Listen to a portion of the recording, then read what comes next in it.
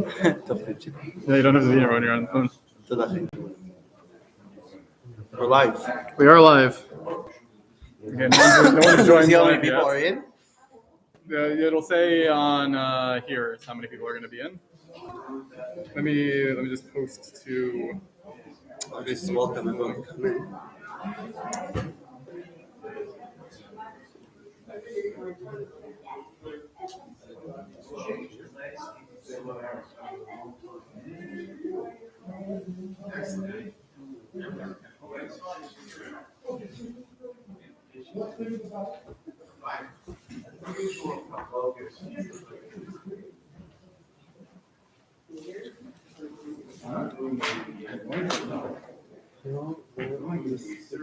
Oh, It's us.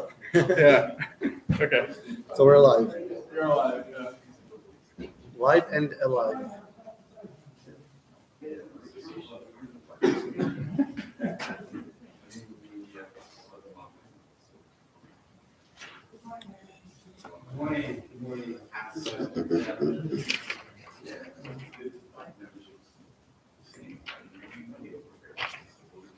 Steve, either a link we can put in our description for the social media? I'm putting it on social media right now. Oh, cool. Thank you. Good morning, everyone. Just before we start, I just want to, we have 5 more minutes, just to tell everyone, there's some things that you can all take from the back. There's Tanachim, so please feel free to use a Tanach. If you haven't brought one from home, you can use the Tanachim over there. There's also this booklet, the handout of sources for the entire day. So you can please help yourself and grab one. And last but not least, the bookmarks. We have the bookmarks of Beit Midrash Zichron Dov. Please help yourself with 1 or 2. You can take, put that in your Tanachim now, in your sources, and carry that with you wherever you go. That's a good thing to remember. Beit Midrash Zichron Dov over here. So we'll start in 3-4 minutes, and we'll.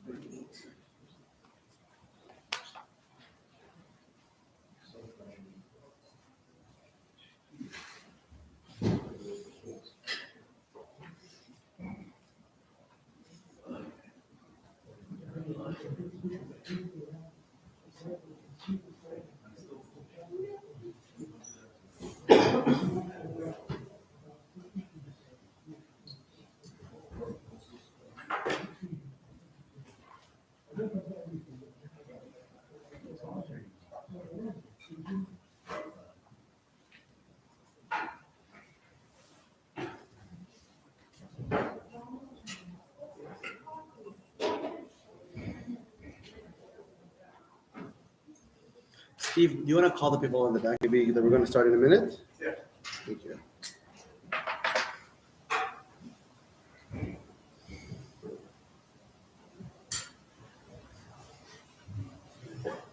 Here's the coffee ready now.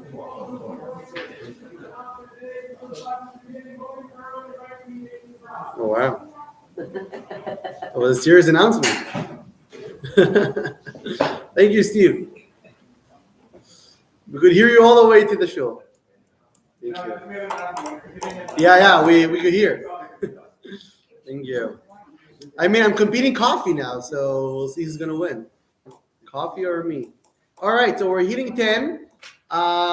We should start. People will come in as we begin. So first of all, Boker Tov, and Chanukah Sameach, and Rosh Chodesh Tov, and welcome to Tanach in a Day by Beit Midrash Zichron Dov. Thank you very much for coming today, whether you're here in person and you managed to drive outside in cold Toronto, whether you're joining us live streamed on YouTube. Thank you very much for coming and learning and engaging in Limud Torah, and specifically in Limud Tanach.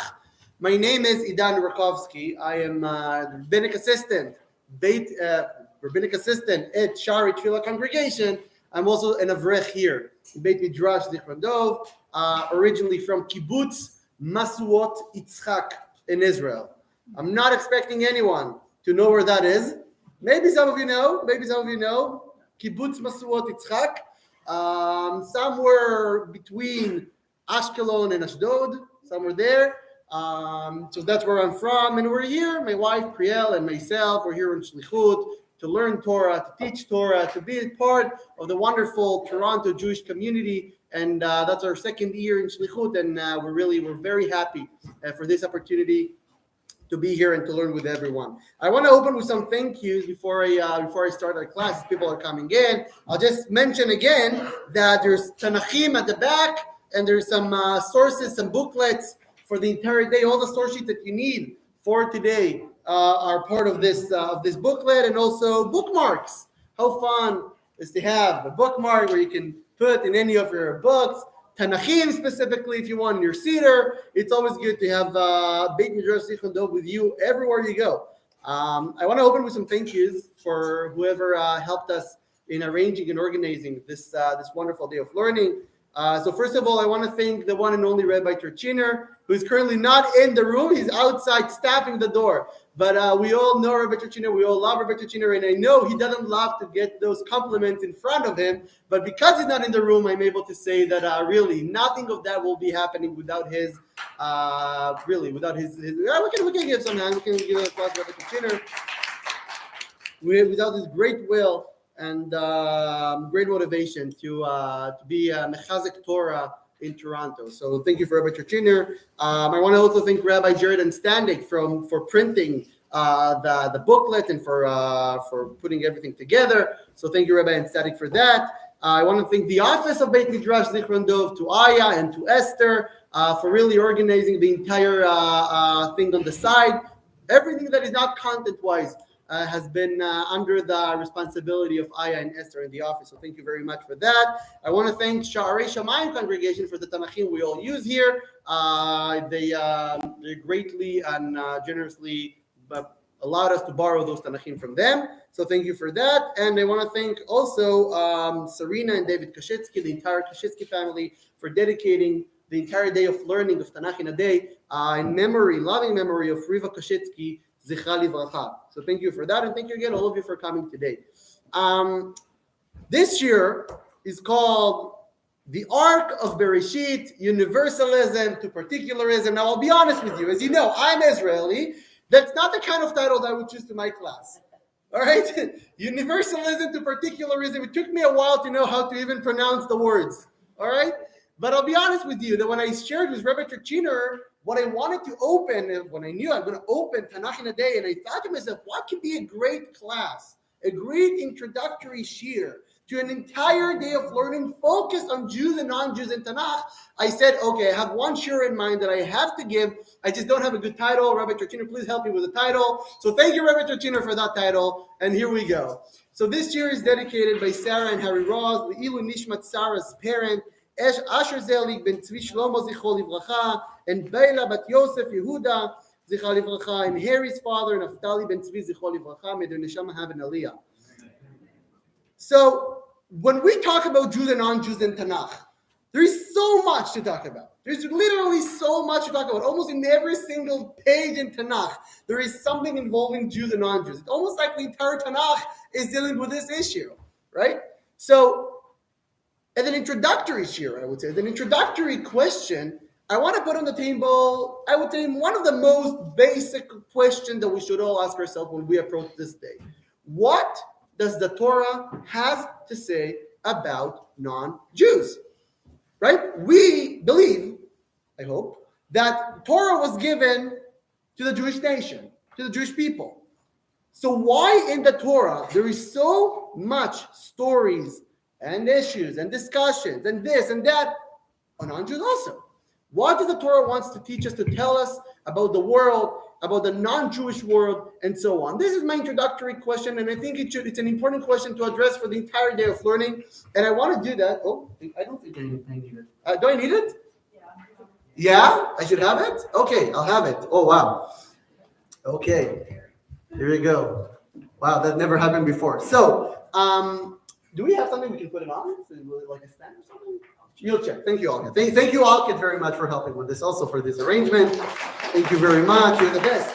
Thank you, Alka. So, I'll open it with a different question also. Like, what is the correct way of learning Tanakh? Now, look, I come from Eretz Israel, and in Eretz Israel, the learning of Tanakh is a little bit different. I'll be honest, a little bit different than how people outside of Israel learn Tanakh. There's a lot of reasons for that, why. It's not for now, for the scope of this year to explain why. But the way we learn Tanakh in Israel, at least in many of the Zionist, religious Zionist yeshivot, I changed my mind. you changed my mind. I don't need it. Okay, here we go. All right, if I do need that, please let me know. All right, and I will bring that back. So the way we learn Tanakh in the religious Zionist world is specifically going through almost every chapter that we can have and ask ourselves, what does this chapter has to tell me in a broader context? What do I mean? Take a look, for example. I'll give an example. So there's one verse in Bereshit 3:8, source number 1. The Torah tells us as follows when we talk about Adam and Eve, Adam and Chava, walking in the Garden of Eden, in Gan Eden, it says as follows. Va'ishmeu et kol Hashem Elokim. They heard the sound of God moving about in the garden at the breezy time of day, and Eden and his wife hid from God among the trees of the garden. Now Rashi, the famous number 1 commentator, right, on the Torah, look what he says as follows. On the word va'ishmeu, on the word, right, they heard. What did they hear? What is the Spirit of God, the sound of God? What exactly does that mean? He says as follows. And they heard, source number 2, there are many midrashic stories, and they have already been organized in Bereshit, Rabbah. It's a book of rabbinic midrashic stories, and in other midrashic books. But that's not what I'm trying to do, says Rashi. What I'm trying to do, and that's an introduction he tells about himself for all of his commentary in Tanakh. He says as follows, what I'm here to explain pshuto shel mikra, the plain meaning of the text. Putting aside midrashim for a moment, putting aside other stories that don't come from the text. Let's first of all ask ourselves, what can we learn from the simple, plain text of the Tanakh? Right? It's very easy when a rabbi in a congregation, in a synagogue, wants to give a sermon at Shabbos morning, he will give a pasuk and he will tell this midrash and that midrash and this story and that story. But sometimes we just miss the plain text. The simple text. What does the Torah really has to tell us? What does the Torah wants to tell us from this? And Rashi says, I am here to do one thing. I'm not here to bring, I will bring, he says, at times, the midrashic works that explains the word of the Torah, but he says I will do that step by step. Or in Hebrew, davar davur al ofanav, which is a quote from Tehillim. Step by step. We'll go one pasuk after the other, as Rashi does, and we'll explain every and each word that I Rashi says, need explanation, I will explain. So in Eretz Israel, we took this kind of shita, of method of learning Tanakh, but we expanded it. Not only that we learn pasuk by pasuk, we learn chapter by chapter and story by story and parsha by parsha. And in my shir today, what I want to do is not learn one pasuk, not learn one story, but I want to trace the vector, the movement, the direction that the Torah is pointing to when we open the Torah in Bereshit. Oh, thank you very much. I think I can stay close for that now. If you think I need it again, so let me know. All right, thank you, Alka. Thank you very much. So I want to open. Why did the Torah open with Bereshit? What's the reason that the Torah opened with the story of the creation of the world, of Adam and Chava, of Noah, of Migdal Babel, the Tower of Babylon, all the way to Avram Avinu? Why? Why did the Torah open that? So there is one famous answer that Rashi quotes from a midrash, and I brought in source number 3. Rashi quotes this midrash. Rabbi Yitzchak said, the Torah should have actually began from the first explicit commandment. Right? If you think about it for a moment, the Torah is the book of commandments. It's not a book of stories. Why do we need all those stories about Bereshit and the creation of the world, and Noah, and Adam v'Chava, and Migdal Bavel, the Tower of Babel? Why do we need all of this? If the Torah is a simple codex of rules and laws for the Jewish people, why do we need all those stories? And he says, you know why? Even though it was supposed to open with the first commandment, which is a Chodesh Zelachem, which is sanctifying the month, which is the first commandment.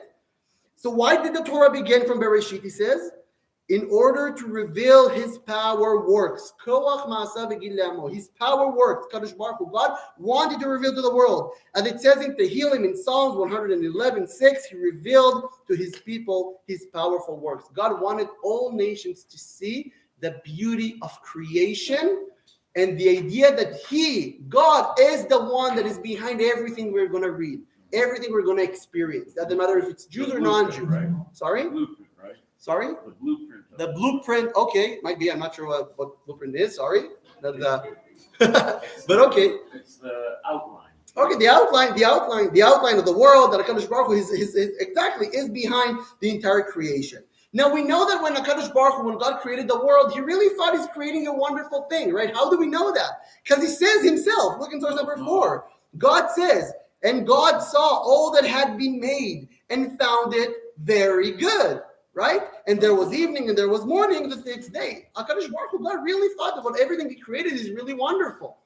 But what happened, as we all know, We messed it up. we messed it up. Right? Thank you.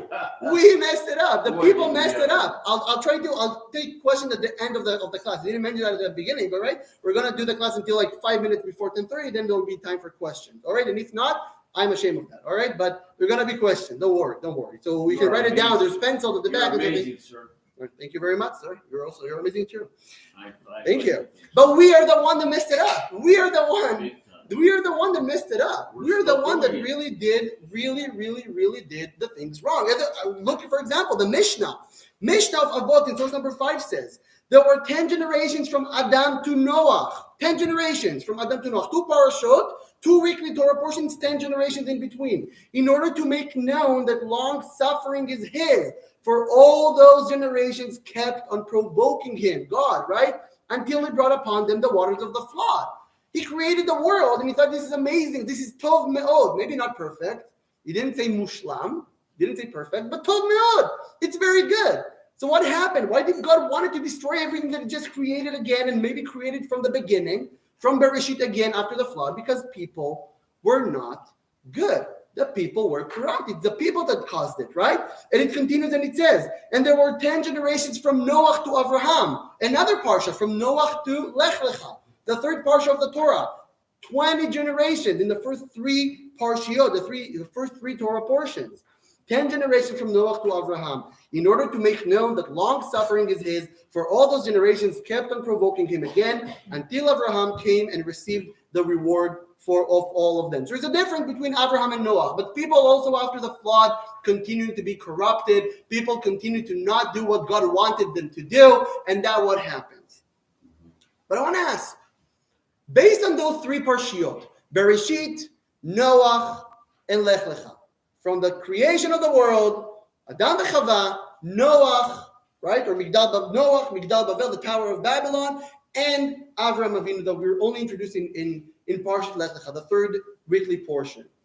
What is going on here? What are we can see? If we go through one parsha over the other, what can we learn about Jews and non-Jews in Tanach? So take a look. In source number 6, because we said people are the one that ruined the world, the people are the one that were really corrupted and really the one that changed this wonderful world to be not so wonderful. In source number 6, after Adam, when he eats, right, and he convinces also Chava to eat from the tree of knowledge, then God tells him as follows in source number 6. God called out to the human, to Adam, and said to him, where are you? Where are you? Think about this question for a moment. Where are you? Right? Now, when God asks those kind of questions, it's not that He doesn't know where Adam is. Obviously, you know where Adam is, right? That's not that It's an educational question, right? It's an educational question. It's when God goes to Adam and really wants Adam to reveal himself and understand that what he did was wrong. But what is the next sin that we're approaching the Torah, where people are not doing what they were supposed to do? The next sin is Cain and Abel, right? Take a look. And when after Cain is killing Abel, then what happens? God also goes to Cain and asks him a question. Source number 7. God asks Cain. God said to Cain, where is your brother Abel? And he said, I do not know. Am I my brother's keeper? Hashomer achi anochi. Look at those two questions. Didn't you also say I didn't know any brother? Yeah, I didn't know, and he says as follows. So look at those two questions. That's why. The first, I'll try to take a question at the end. All right, Okay. Sorry for that. So take a look. The first question that God asked Adam is, "Where are you?" The second question on the second sin that appears in the Torah is, "Where is your brother?" Do you see there is a little bit difference in the questions between you and your brother? Let's carry on. Let's see how does it evolve. So the next sin that we see in the Torah is what? Noah and the flood, right? That's the next thing we see, that the people, after those 10 generations, started to become very, very, very corrupt. The Torah says as follows in source number 8. The earth became corrupt before God, that in the times of Noah, right before the flood. The earth was filled with chamas in Hebrew, which is robbery. How do we know it is robbery? Because the Gemara tells us in source number 9, Rabbi Yochanan said, come and see how great is the power of robbery, as the generation of the flood violated every precept. But their sentence to be destroyed was not sealed until they extended their hand and engaged in robbery. You see how it evolves? The first question is on the person, Ayeka, where are you? The next thing, we're already talking about the family, the sibling. Where is your brother? The third sin talks about robbery. Robbery is not about the family, it's not about the person. It's about the society, the chevra, as we say in Hebrew. The society now is corrupt. The sin is now focused on a bigger group, not in one's household, not in one's family, and not in one's personal, intimate connection with God. And what is the next sin that we have? What is the next sin? Migdal Bavel, the Tower of Babylon. And what happens there? Take a look in source number 10. Vayafetz Hashem otam. Thus God scattered them from there over the face of the whole earth. This is the punishment that they did after they tried to build this tower and reach God. And they stopped building the city. That is why it is called Babel. Why is it called Babel, Babel? Because there God confounded the speech of the whole earth, and from there God scattered them over the face of the whole earth. Look what happens. If the last sin was talking about the society, was talking about robbery, this sin talks about the nation. God scattered them around. That's the beginning of different languages. That's the beginning of different nations. That's the beginning of different religions in the world. It all started like that. So take a look what we have here. The first sin is focused on the person. Ayeka, where are you? The second sin is already focused on the sibling. Where is your brother? God asks Cain. Where is your sibling? What about your household?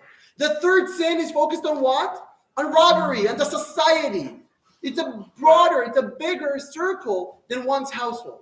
And the last one talks about the nation, the people, that they're all scattered around, and each of them will start his own nation wherever there is in the world.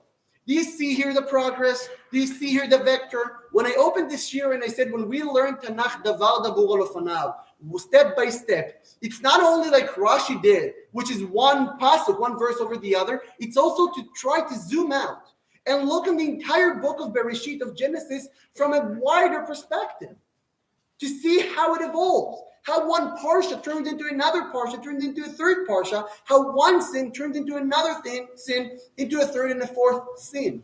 And this is the first three parshiot, Bereshit, Noach, and Lech Lecha. And what happens after? What happens after God scattered all those people around? Then we're introduced to Avraham Avinu. Then we're introduced to Avraham. And the first opening line of the third Torah portion, Lech Lecha, that talks about Avraham, says as follows. Look how amazing the Torah is. Source number 11. God said to Avraham, you shall go from your land, from your homeland, from your father's house to the land that I will let you see. I will make a great nation of you and will give you blessing and will make your name great. Be a blessing. Hayeh beracha. I will bless those blessing you, while those insulting you I will curse, and all the nations of the earth will find blessings through you. Folks, take a look what happens here. Avram Avinu has us all aspects, all the elements we just spoke about. From the you of Adam Arishon, from the you that God asked, where are you? You appears here, right? You shall go. From where? Also from your father's house. Father's house is your sibling. That's the other circle that we have. That's what God asked Cain after he killed Abel, right? And then we have one more. We have your homeland. Your homeland means what? Your society. Where do you come from? What is your group? Where do you live? What is your broader context? And we also have here the fourth one, which is the land. The land represents the nation, represents the wider context, the person in the context of his nation, the person that knows where he comes from in a circle that is broader than himself, his family, his society. That's the Jewish people, for example. That's the nation. So Avram Avinu, as we reach the third Torah portion, has those all three elements into one. And if I want to go back to the first opening question, so why did the Torah open with Bereshit, and then with Noach, and then with Lech Lecha? One answer is like what Rashi quoted in the Midrash, to see the wonderful wonders of God, to see how mighty God is, that everything that is created is from God. But I can want, for my humble opinion, to also offer another view. And the reason the Torah opened with Bereshit, Noach, and Lech Lecha is for us to first of all understand that before we talk about the laws, before we talk about the rules that are all true for the Jewish people, for the Jewish nation as the last step, before that, there is the individual, the person. Doesn't matter if he's a Jew or non-Jew. Doesn't matter who he is. Adam was not Jewish. Adam was not Jewish, and Noach was not Jewish also. Before we talk about all of this, we first of all talk about the person, the individual. Then we talk about the household, the family, the sibling. This is what's important. Then we're going to talk about the society. Not for no reason, we know that also non-Jews are commanded in Sheva Mitzvot Bnei Noach. The seven, Noach, I think that's the word in English, right? The 7 commandments of Noach, for Noach's children. Because they're all Noach's children.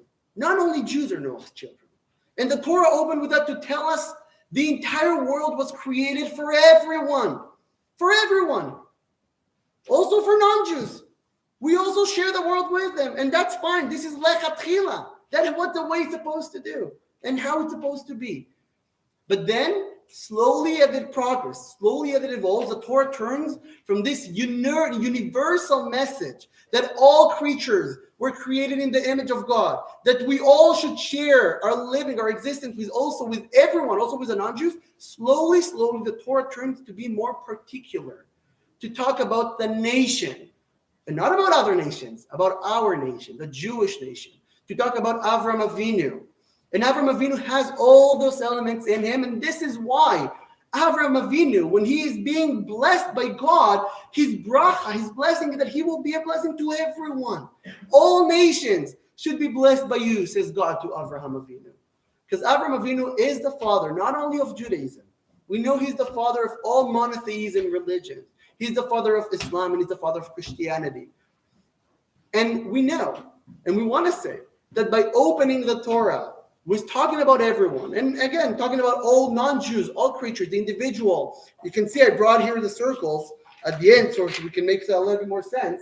So you can see the first story talks about the individual, which is a very universal message. This is from the Bereshit. Slowly it evolves into the family, which talks about Cain, then about the society, then about the nation, the Jewish nation, which is the particular talking about, which is Parshat Lech Lecha. This vector, this direction, tells us what is the moral way of living. Tells us that the Torah begin with Bereshit because we all share the world. We all share this creation, this wonderful creation of God. But the Torah, the ruling of the Torah later on, is something particular to the Jewish people. And in light of this, any other class that will be here today should be read and understood accordingly. That when we talk about Jews and non-Jews in Tanach, we should all the time put in the back of our minds. Doesn't matter how bad and wrong the stories we're about to hear throughout this day. That the entire world was created for everyone, and the Torah was given to the Jewish people. Thank you very, very much. If there's any questions, I would love to get. Quick question? Yeah. Why Bereshit? We're told that the Chafetz Chaim, I believe, said that because the nations will come and say, "We stole your land." Yeah, that's Rashi quote on this midrash. Yes, for the right, one of the answers for the right of the land of Israel, that the people will know that God created the land, and therefore it's in our right. I know there was a question also in the back. Yes. Feel free. But the issue is, just like when I make he must have known. It's sort of like he could change things. He could, so it's really, all where I'm coming from, he made us, I don't think, and he must have planted these ideas and had. You're talking about the sins. The sins, yeah. Okay, no, that's a very complicated question. Sorry, I don't need to be. No, at all. But Hashem made them, it's sort of like, why did the kid, why did the engineer build a vehicle? The engineer knows that the vehicle either could stop or not stop, or the engineer, the building knows that this building could expand. I totally hear. If I said something. No, it's totally not. I think the question of like I think we can all like clarify the question, like why were Adam and Chava punished for something that God wanted them to do? But this question is a broader question for the scope, unfortunately, of this class. But you all have my email also on the top. I would love to follow up on this question if someone wants to. There's a lot to be said here. Are there any more questions? So on that side, maybe one last question. Yes. Tangential to what you're doing, but I'm uncomfortable with the notion of all or nothing. So, in other words, you have Adam and Eve representing all mankind, whether their kids were born or not. Yes, that's one. You have Abraham getting the reward for all. Like, really? It's not enough just for him to get a reward for what he did. It's like, it's almost like a dial-in show for radio.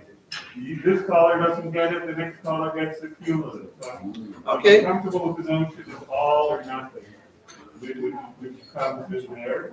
And then the Yamenu in our time, when you look at the society in terms of good or evil, we count the children under a certain age as perfectly innocent, which is a non-biblical viewpoint, because the children don't seem to count, but we do. So some of the leaders seem are uncomfortable because they don't seem to take into account all that.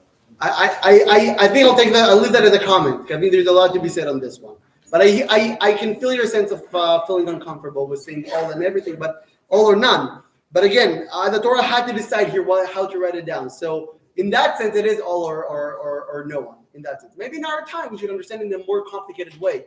And I think you're right, but unfortunately not for the scope of this class. Yeah. There's also religions that are not Abrahamic, right? We have religions that are not part of the Abrahamic religion, and we also call them Avodah Zarah in that sense. You're right. There's a lot to be said also on the broader scope of those who don't fill in the difference. But I want to thank everyone, and I want to wish everyone again Chanukah Sameach, and thank you everyone for coming in. And I would just say thank you very much.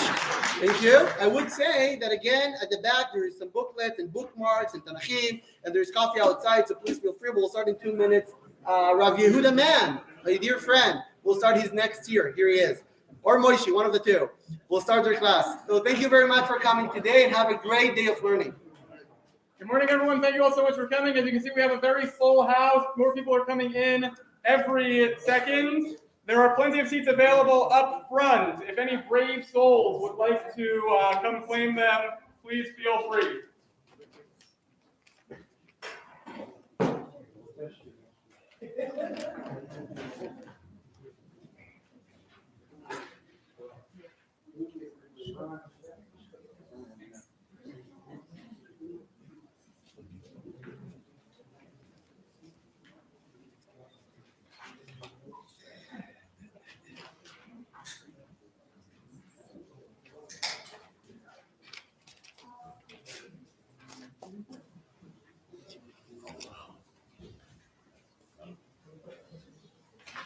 Start in a minute, 1 second.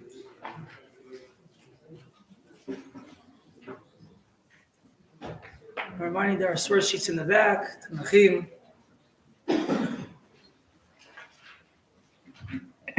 Oh, Let's start. Good morning, everybody. Good Hanukkah and good Chodesh. Tanach today is dedicated by Serena David Kashitsky, memory of Riva Kashitsky. May her neshama benefit from our community's learning. This year in particular is dedicated by Shana and Laser Freeman, Ilu Nishmat Malka Bat Chaim Yeshua Azal, Shana's mother, and also dedicated by Danny and Ellen Gordon in memory of Arya ben Avraham Zalman Zichrono Livracha. So this year's Tanach today, we are discussing the relationship between Jews and non-Jews. I'm giving another session. In today's lunch, you'll learn about battlefield ethics, and I feel kind of bad that my shir about the relationship between Jews and non-Jews is when they meet in the battlefield. So I decided that this year will be about something else, and will be the exact extreme opposite. And what is the exact opposite of battlefield ethics? It is when there is actually peace between the Jews and non-Jews, and there's so much peace that ultimately the non-Jew even wants to join the Jewish people. So I wanted to discuss two cases of conversion that appear in Tanach, the conversion of Yitro and the conversion of Ruth, and learn from these stories the principles in general of how can you join the Jewish people. But also if you are a Jew born and raised, FFBs I think it's called here in Canada. So in that case, what do we learn from it? How a Jew should actually be, what kind of relationship he should have with the Torah and mitzvot. So let's see, and we'll start with the conversion of Yitro, and we'll discuss, did Yitro even convert? Is he a convert at all? The Torah tells us in source number 1, in the source sheet, I think it's page number 2 in the booklet, the Torah tells us, I'll read in English, Yitro, the priest of Midian, Moshe's father-in-law, heard all that God has done for Moshe and his people, Israel, that Hashem had brought Israel out of Egypt. So we just see that according to the Torah, Yitro hears certain things. We'll discuss in a moment what exactly does he hear. And because of that, he comes.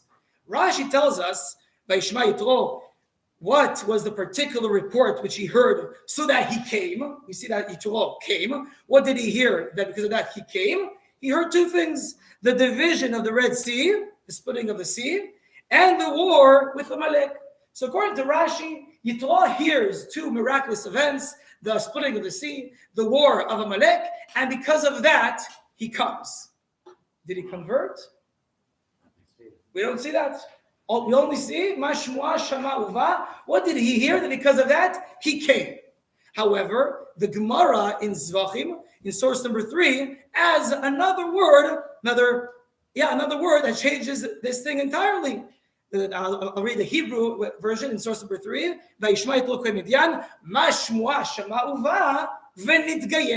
What did he hear? Because he came and he converted. Okay, so according to the Gemara, we see that Yitro indeed actually convert. However, this thing seems to be a machlokas. This seems to be a dispute between the rabbis, as usual. And in source number 4, I'll read actually the Hebrew version of it because you can't translate this because every word in Hebrew is precious. So in source number 4, in Sefer Bamidbar, Parshas Behalotcha, so Moshe says to Yitro, I'm in page number 2 in the source sheet. In source number 3? Sorry, you're right. No, I'm in page number 2.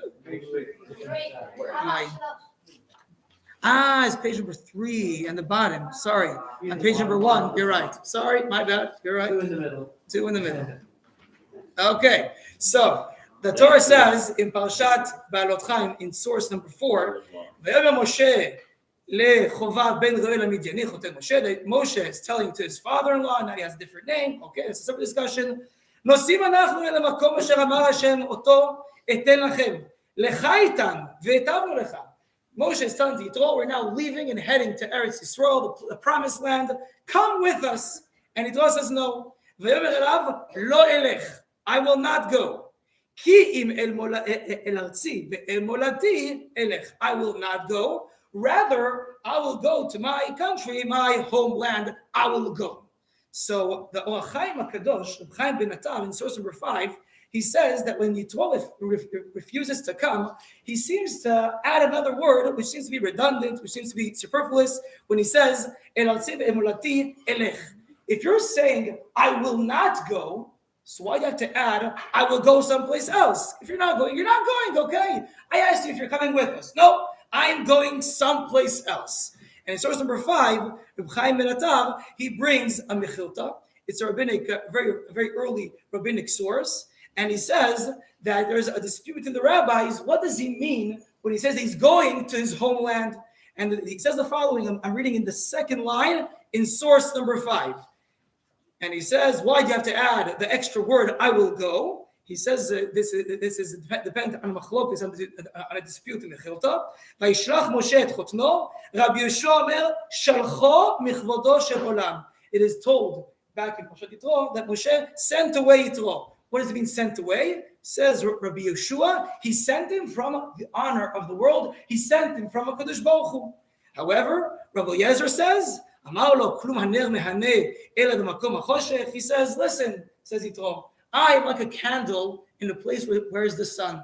You, Moshe Rabbeinu, are like the sun, and I'm just a candle. Can anyone benefit from me in the place where there is the sun? We light our Hanukkah candles at nighttime, not at daytime. Here, close to you, everything is so clear, everything is so bright. I cannot contribute at all. So because he says, I'm going back to Midian. I'm going to go back to Midian, and I'm going to do their shlichus. I'm going to now convert other people. I'm going to be a rabbi. I'm going to teach Torah. By the way, from this source, I saw a very interesting shaila of Rav Zilberstein. And once there was a guy who was in Kollel in Yerushalayim, and once for Shabbos he came to some kind of moshav. They didn't have any shul, they didn't have any Kollel, but he was by a person, and the person asked him to say a Dvar Torah, and he said a beautiful Dvar Torah. People loved him, and they asked him maybe to come and join this community that has nothing, and start influencing. So he asked from Zilberstein, should I now leave Yerushalayim, my beautiful Kollel, my beautiful community where I have rabbis, and go to these places? And he told him, according to this midrash, yes, because this was the logic of Yitro. Yitro decided to leave the place where he says, I can't contribute here. I'm not the rabbi. So yes, he was the first Chabad Shaliach. So he went to this place. However, we see this machlokas, this discussion between Rabbi Yeshua and Rabbi Yezer. When he goes away, is it for a good reason or for a bad reason? According to Rabbi Yeshua, it's for a bad reason. Shlachom mikvodo shelam, that Yitro left from the honor of the world. And Rabbi Yezer, no, he went because he wanted to teach others Torah. So says Or Chaim HaKadosh in the last 2 lines of source number 5, mitoch divrehem mashma, sheRabbi Yeshua sover sheyitro lo nitgayer. Yitro never converted. He actually came, he maybe started the process, and then he got a bit scared and he decided not to convert. This is not for me. That's why when he went back to Midian, he's going back without being a Jew. However, according to Rabbi Eliezer, he's going back to teach others to be the chief rabbi of Midian. So in that case, it means that Yitro actually was converted and he did fulfill the conversion process. Okay, interesting machlokas, interesting discussion whether Yitro is a convert, yes or no. It seems to be a machlokas. According to the Gemara, it's very clear. What did he hear? That because of that, he came and he converted. There's a very important insight in source number 6 in a book called Apirion. It's a commentary on the Torah written by Reb Shlomo Gansfried. Shlomo Gansfried is the famous author of the Kitzur Shulchan Aruch. And he writes the following question. The Torah tells us back in source number 1, Vayishma Yitro Kohen Midian Choten Moshe. And the Torah tells us not only that Yitro is the father-in-law of Moshe Rabbeinu, but we also hear about his shtaler. He also was the chief priest of Midian. So he asked, why is it so important for us to know that Yitro was the chief priest of Midian? He was Kohen Midian. Why is it important for us to know this information when he comes and decides to join the Jewish people? And says that a very important idea. He says, he says this answers a very big question. Why? I'll say about that, because I didn't bring here the translation. The Gemara in Yevamah says that in certain times in history, people will not be able to convert. He brings a few examples. Yemot HaMashiach, in times of Mashiach, people will not be able to convert. In the times of King David and King Shlomo, people will not be able to convert. And why is that so? Because we think that they're not actually coming for honest reasons. They actually want to join because they see that this is the greatest empire in the world. You have great jobs. You have a lot people who are rich and affluent, of honor to be part of the Jewish people. In that case, they don't really want to come sincerely to be part of the Jewish people because they believe in the Torah, they believe in Hashem, they believe in the prophets. They want to come only for their own personal ulterior motives. And he says that in that case, after the exodus of Egypt, how could someone join the Jewish people? After the exodus of Egypt, we saw that the divine presence of a Kadosh Baruch Hu inside the Jewish people with all the miracles, the splitting of the sea. You said that Aseret HaMakot, all these amazing things that happened to the Jewish people. This is an amazing nation. Everyone wants to now join them. So why is it so important for us to know that it was a Kohen Midian? Is in order to show us he actually had a lot of honor. He actually had a lot of prestige. He was the chief priest of Midian. He had a very respectful place and position in Midian. So if he wants to now join the Jewish people when they're so successful, this actually shows he's coming with sincere motives, not with any ulterior motives. Because if you want to join the Jewish people, it has to be sincere. It has to be that you're not trying to benefit any kind of things, but rather you believe in the Torah and you believe in Hashem, and that's why you want to join the Jewish people. By the way, it's fascinating to note that today in Israel, no one can convert. Legally, no one could convert unless you are entitled for citizenship in Israel because of Chok HaShvut. How is it called? The law of return. Because why? Because Baruch Hashem, Israel is a great place to live. It's an amazing place, the high-tech nation. It's an amazing, amazing country, the only democracy in the Middle East. It's a great place to live. For sure, better than certain places in Africa and in Asia. It's a great place to live. So if you want to join the Jewish people, but they'll convert, no. Today is like Yemot HaMashiach. It's like times of Mashiach. We cannot join the Jewish people. If you want to convert, it's only people that are entitled to be citizens because of the law of return.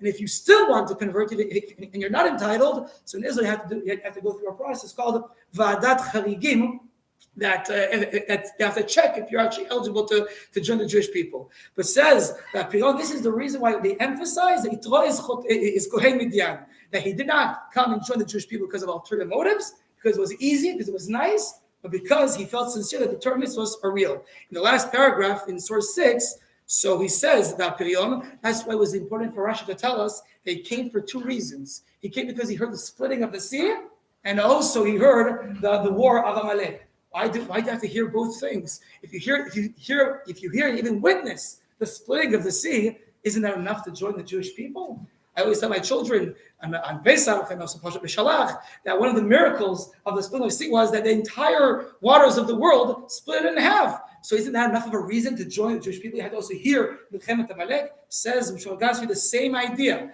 If you'll hear only the good things and the great things, so in that case, maybe you want to join the Jewish people because of ulterior motives. Because you see, it's kedai to be a Jew. Once you hear that there's a battle and there are wars and people are suffering, and still you want to convert, that's why it's important for us to know you want to come sincerely to be part of the Jewish people. So that is one idea to learn from the conversion of Yitro. If you want to become a Jew, it has to be sincere without any ulterior personal motives. Now let's move on to Ruth. And in source 7, which page is it on the source over here? It's 4. Yeah. Okay. So I'm in source 7. There is an interesting discussion. When did Ruth convert at all? When did Ruth convert? Did she convert before she got married to her husband, or only afterwards, after her husband passed away? There's an interesting discussion, and it seems to be a stira in the writings of Chazal.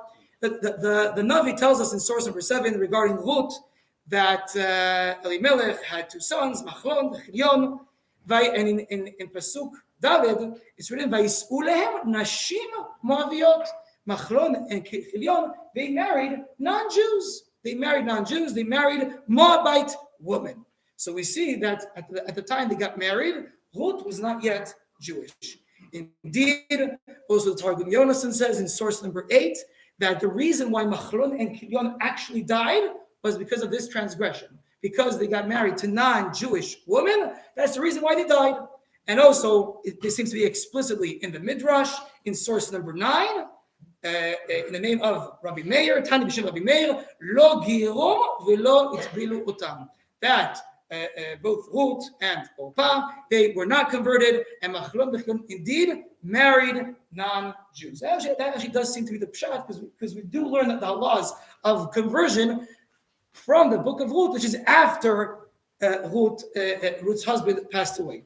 However, in the Zohar, in source number 10, it is mentioned that Ruth actually converted before she got married. The Zohar says that that's the final question. I'll read the English translation. Ruth, since she converted, why didn't they name her with a different name? Because as we all know, the minhag is after a person is converted, so they changed their name to a Jewish name. So why didn't Ruth change her name after she was converted? So says the Zohar, actually she did. I heard that she had a different name, and when she converted and married Machlon, she was named Ruth. So according to the Zohar, Ruth converted before she got married to Machlon. And when she converted, she got her new name, Ruth.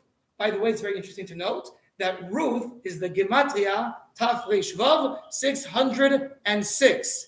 As we'll know that non-Jews have 7 mitzvot. So if you add 606 plus 7 mitzvot, you get the magic number of 613. So her name actually represents that from this moment on, she's going to now keep an extra 606 mitzvot. Until this moment, she had only 7. Now she's accepting an extra 606. Very interesting. So it seems for the Zohar that she actually converted before she got married.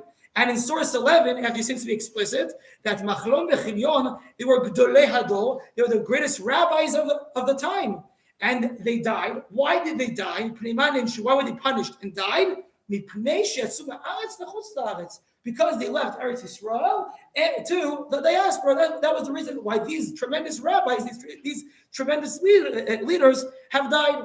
Wait a second, but didn't they do something which seems to be much worse? Marry non-Jewish women? No, it seems that according to the Gemara, they actually did marry Jewish women. So what happened here?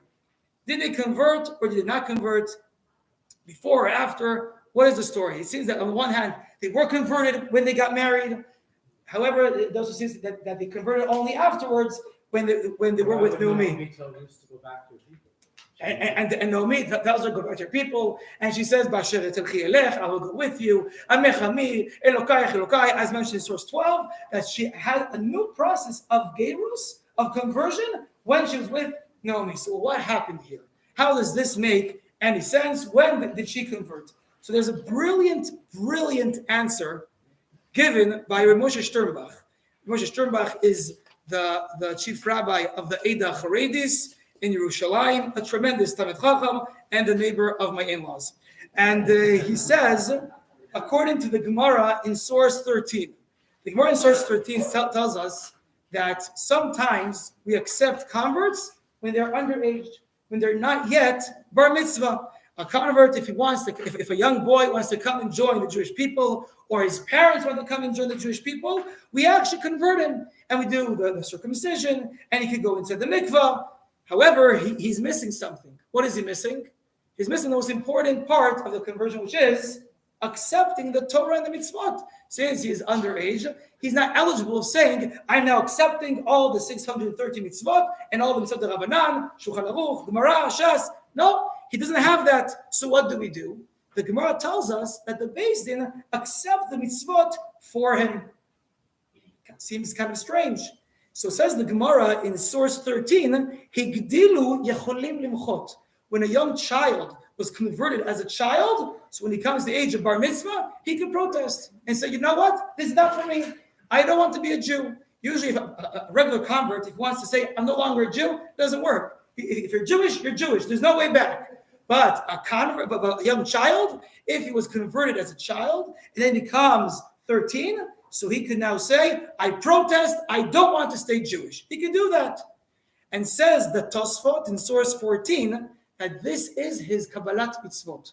Because as we said, in order to join the Jewish people, the most important part is to accept the Torah and the commandments, to accept all the mitzvot. If you lack one mitzvah, you cannot be a convert. He has to accept all the Torah mitzvot. And says the Tosfot, when he becomes 13 and he does not protest, he doesn't say, I don't want this thing. This is his Kabbalat mitzvot. This is his acceptance of the mitzvot. That is the halacha of a ger katan. So says Rosh Sternbach, there is a Tosfot in source 15 that tells us that Ruth is very special. Ruth converted when she was a child.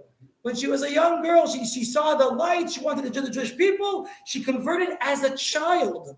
So if she converted as a child, so in that case, we could say there were two conversions in the process of conversion of Ruth. She was converted as a child, but she had to go through the process again of the acceptance of the mitzvot again when she was an adult. So indeed, she wasn't a full ger beforehand. She was indeed a nashim aviyot at the time because she wasn't a full convert. She becomes a full convert only afterwards when she joins Naomi. And once again, it says, Amech ami, Elokayach Elokai, your people are my people, and your God is my God. I'm going to join the Jewish people because since she was a child, she has to accept the Torah mitzvot once again. So there are two stages in the conversion of Ruth. Once when she was a child, but she wasn't a full-fledged Jew yet, because according to many, the conversion of a child until his bar mitzvah is only the Rabbanan. He's not a full-fledged Jew. But once she was already a grown-up, and now Naomi says to her, you can go home. You don't have to join us. She says, nevertheless, I want to be part of the Jewish people. So that's already the second part of the conversion, when she once again accepts the Torah mitzvot. That is the final part of the conversion of Ruth. I think this is a very, very original and brilliant idea. But we learn from here again another concept in Gerut, the concept of a ger katan. Now, one final idea regarding the conversion of Ruth, and this is in my mind the most important part of conversion in general, is, as we all know, Ruth says to Naomi two things. She says, Elokai, Elokai, your God is my God, your Torah is my Torah, your commandments are my commandments, and your transgressions are my transgressions. So as Rav Soloveitchik in the Hari Ked in source 17, so why do you have to add the few words, Amech ami, that your people is my people? Isn't it enough already to accept all the Torah and mitzvot? I will be an observant Jew, and I will do every single halacha and every single mitzvah. I will be 100% okay. Isn't that enough? Says Rav Soloveitchik, no. It's not enough. In order to become a Jew, this is also important for us as Jews to know this. It's not enough only to fulfill the Torah mitzvot, only to follow the commandments of Hashem. You have to add another thing, because the Rambam says, I'm reading in the second paragraph in English translation. The Rambam says, a person who separates himself from the community, even though he has not transgressed any sins. A person separates himself from the congregation of Israel and does not fulfill mitzvot together with them, does not take part in their hardships or join in their communal fast, rather goes on his own individual path as if he is from another nation and not Israel, does not have a portion in the world to come. You could have a person who does every single mitzvah in the Torah, and he's observant, he does every single mitzvah possible. He never does averos. However, says the Rambam, but if he separates himself from the Jewish people, I don't care about you. You don't interest me. I think only about myself. I don't think about the general Jewish population. Says the Rambam, this Jew doesn't have a place in the world to come. To be a Jew doesn't only mean to fulfill the Torah and mitzvot, but maybe most importantly is Amech ami, to feel part of the Jewish people, to feel part of the Jewish community, to feel part of the Jewish congregation. It's not enough only to fulfill all the Torah and the mitzvot and not to do transgressions, but also to feel a sense of responsibility towards my fellow Jew. If he is in trouble, I'm in trouble as well. I feel this achrayus, this responsibility to my friend as well. So it says Rav Soloveitchik, when Ruth wants to join the Jewish people, she says, Elokai, Elokai, your God is my God, your Torah is my Torah, your commandments are my commandments. I want to be part of this, but not less important, Amech ami. That your people are my people, and I feel a sense of responsibility to the general Jewish population. If a person does not feel that way, he cannot be part of the Jewish people. For that reason, I also brought here the Pachad Yitzchak, Rav Yitzchak Kutner in source 18. And he says that when we got the Torah in Chodesh Shavuot, in Mount Har Sinai, so there were two things. And because of that, we have two brachos before we read we read from the Torah. We have the bracha, Asher b'chalbanu mikol ha'amim, that thank you, Hashem, for choosing us from all the people. And also thank you, v'natalanu torato, thank you for giving us the Torah. And it says Rabbi Yitzchak Kutler, that means that when the Jewish people became a nation, there were two things in the process. First of all, Asher b'chalbanu mikol ha'amim, you made us the chosen people, and we decided to be together the chosen people. We feel a sense of responsibility, one for each other. We are one nation. First of all, Am Yisrael became one nation that has responsibility, one for the other.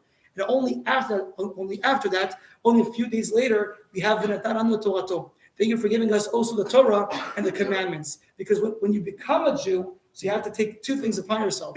Also, to be observant to the Torah and the mitzvot and the commandments, but also, and not less important, to be part of the Jewish community and Jewish society and feel responsibility to your fellow Jew. That's what happened to all of us in Matan Torah. That's also what happened to Ruth when she joined the Jewish people. That's also what happens to every single convert when he wants to join the Jewish people. He understands he's not coming here alone to fulfill Torah mitzvot, but rather he's part of a bigger thing, part of the Jewish nation. So maybe all become converts as well, and also decide to be observant to all Torah mitzvot, but not less important, to also feel a achrayus, responsibility to our friends and our community.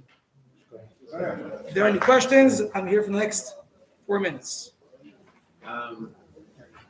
Question. Yeah. So, if we supposed to feel so much closeness to each other, Yeah.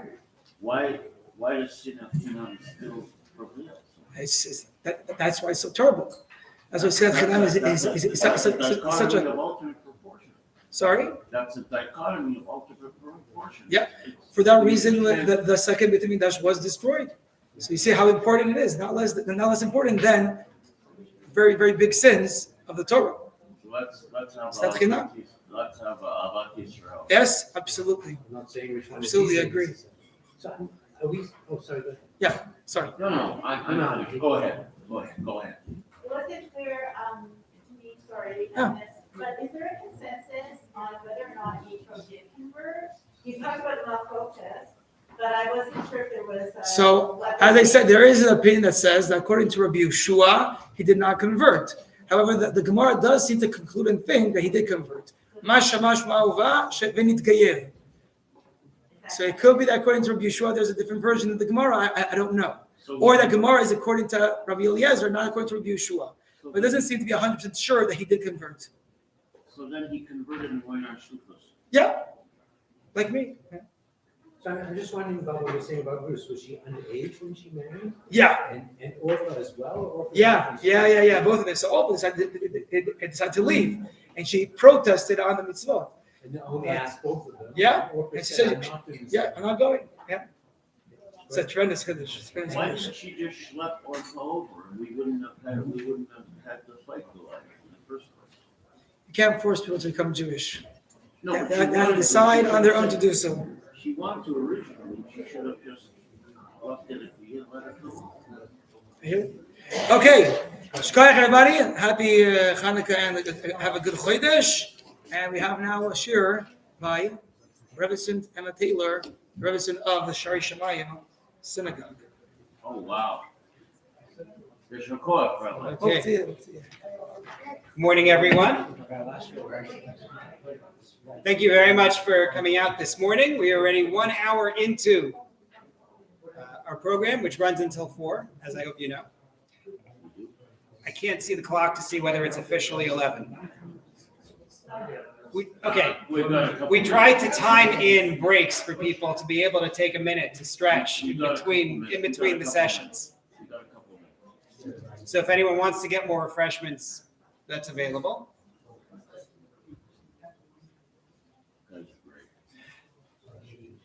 So I'm very glad to be able to welcome Rebbetzin Emma Taylor of Shari Shemayim to speak for us this morning. This is the first time. This is her debut in our Tanach in a Day programs, and God willing, we will have the opportunity to hear her again in the future.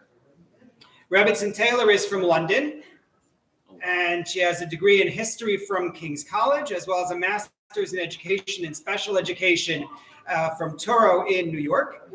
She has served as a Rebbetzin in the Marble Arch Synagogue in England, as well as, and I'm going to try not to mispronounce it, Bournemouth. Thank you. Bournemouth and Elstree Synagogue. And like I said, is now at Shari Shemayim. She also teaches at Bnei Akiva schools, including my son's class in Modern Middle East. Thank you very much. I saw the report card grade already. And without taking any more of your time, please, Rebbetzin Taylor.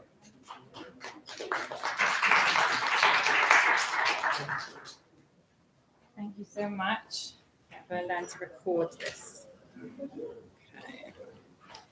Everyone's got the source sheets in front of them, yes? Everyone knows what we're up to? Okay. All right. First of all, thank you so much to the sponsors, to Serena and David Koshitsky, and also to the sponsors of this year, Robbie and Brian Schwartz. So thank you so much to everyone. And it's really wonderful to be here this morning and to learn with everyone. Everyone here understand the accent? I'm not speaking too fast. No, louder? Louder into the microphone? Louder. Louder? Oh my goodness. Okay. I don't normally have to talk louder. Should I use the microphone? All right. Okay. If you can't hear me, please just shout out. We're very chilled here. Okay, so let's begin.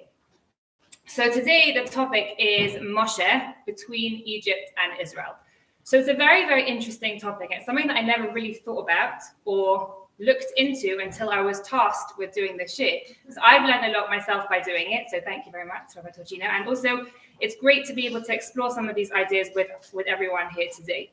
So Moshe, I think, is the character in the Torah, in the Tanach maybe, who we are most familiar with. We see his story from Shemot all the way to the end of the Torah, and we watch as he develops from literally a baby all the way to dying, right? We understand so much about him. And at first glance, he isn't always considered to be the most obvious of choices for the leader of the Jewish people and the most important prophet that the Jews have ever had.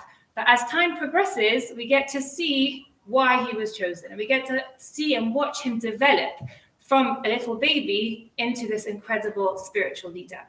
So today I want to look at him and especially the beginning part of his life. And I really want to explore the relationship he had between himself and the Mitzrayim, himself and the Jewish people, because there's a lot of discrepancy among all the commentators about who he actually was.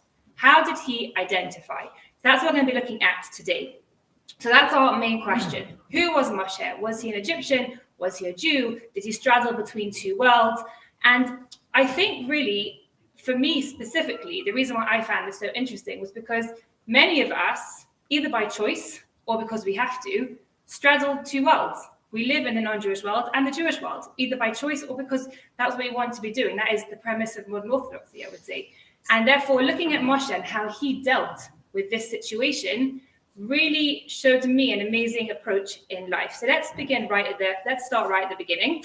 So if everyone's got a source packet, I think it's source number 1. There's lots of sources, but they're all just very, very short, so don't worry.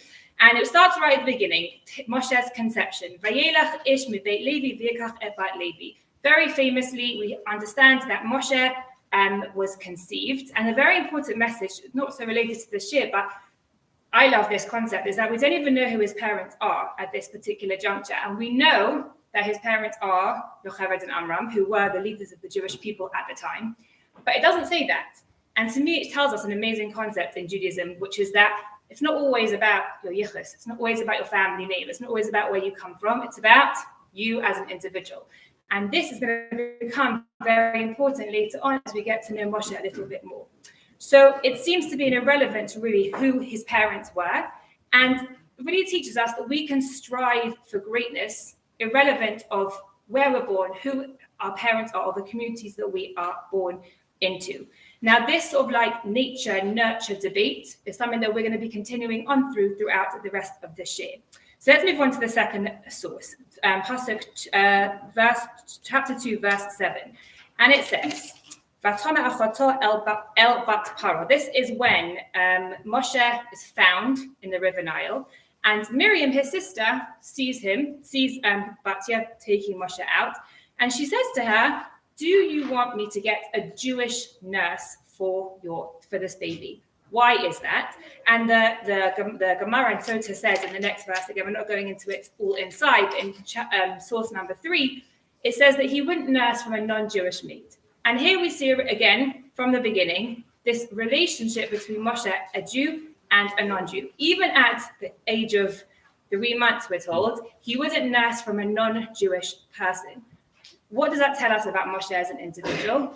Maybe that his Jewish neshama is burning so bright that he won't take from a non-Jewish milk. I don't know what it tells us, but ultimately, this is something that we learn very, very early on about Moshe's character. So have that in the back of our mind. Moshe is an individual who was born into a Jewish family, hidden for approximately 3 months, 3 months old, found by this non-Jewish woman, and he would not nurse from anybody apart from a Jew. So in our minds now, we're thinking he's Jewish, right? That's what we're thinking. If we're thinking about Jew, non-Jew, Egyptian, Jewish, he's definitely on the side of a Jew at this juncture. Okay, let's move on. Verse number 4, it says, Vayigdal hayeled, and the boy grew up. What does it mean the boy grew up? This indicates the period of weaning is over, which most commentators say it's about 3 years old. So for these 3 years, Moshe spends in the house of his Jewish family. And this, I think, is pivotal to understanding his connection to the Jewish people and to his brethren, which we're going to see a bit later. This helps to develop his Jewish side of his character. But remember, this is the only time that he spends with his Jewish ancestry, from 0 to 3. Now, all that we're going to see later, how he connects to the Jewish people, which we know he does eventually, all stems from these 3 years, right? It's really amazing to think for the next 17 odd years, he lives as a prince of Egypt. For these 3 years is only the time that he is actually lives amongst Jews. And it shows us really the influence that the Jewish home had on him and on his existence.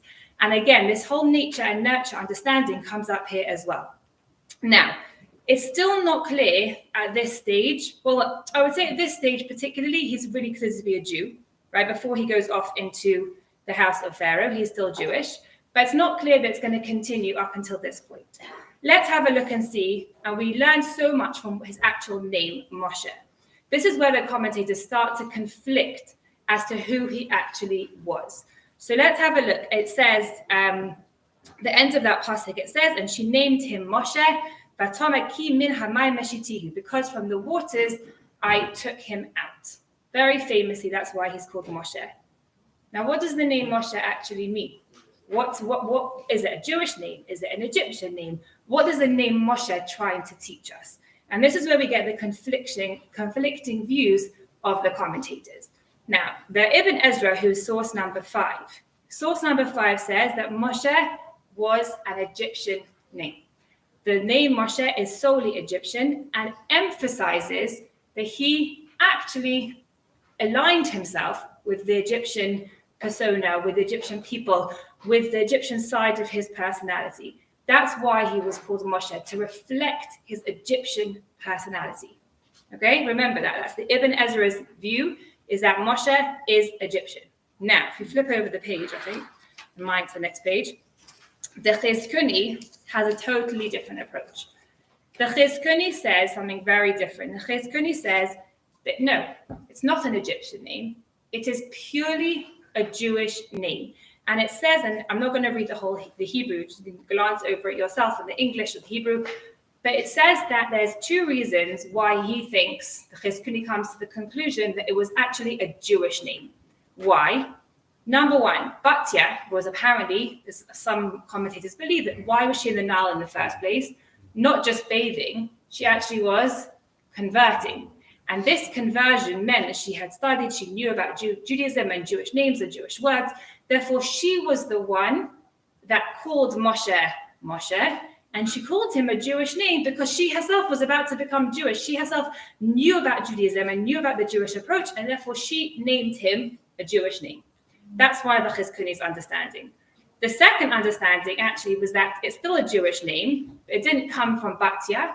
It came from his mother, his original mother, Yocheved.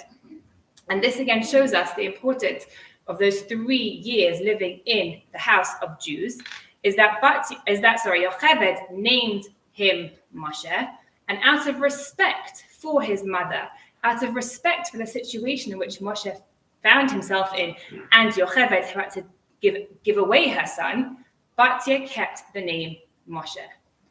So we see here the beginning of a dispute between all the commentators as to who Moshe actually was. His name is a reflection of the dichotomy that exists between Moshe as an Egyptian and Moshe as a Jew. And this is really the beginning of how we're going to see the story progress. Now, let's move on to the next source. Source number 7. Source number 7 tells us about the famous story of how Moshe finds a Jew and Egyptian, fighting, and he buries the Egyptian in the sand. So it says here, Vayhi ba'amim hahem, and it happened in those days. Vayigdal Moshe. Moshe grew up. Vayetze el achav, and he went out to his brothers. Vayar sivlotam, and he saw their suffering, he saw their burden, he saw all the terrible things that was happening to them. Vayar ish mitzri, and he saw an Egyptian, Maka ish ivri, beating a Jewish man, me'achav, from his brothers. So what strikes us here, first of all, is the use of the word brothers, not just once, but twice. So again, the commentators all go crazy at this point, and they're all saying, obviously, the fact that it says brothers must mean that it was, who is it, the Jews or Egyptians? The Jews, right? As in he sees his brothers, and therefore he is obviously aligning himself with the Jewish perspective.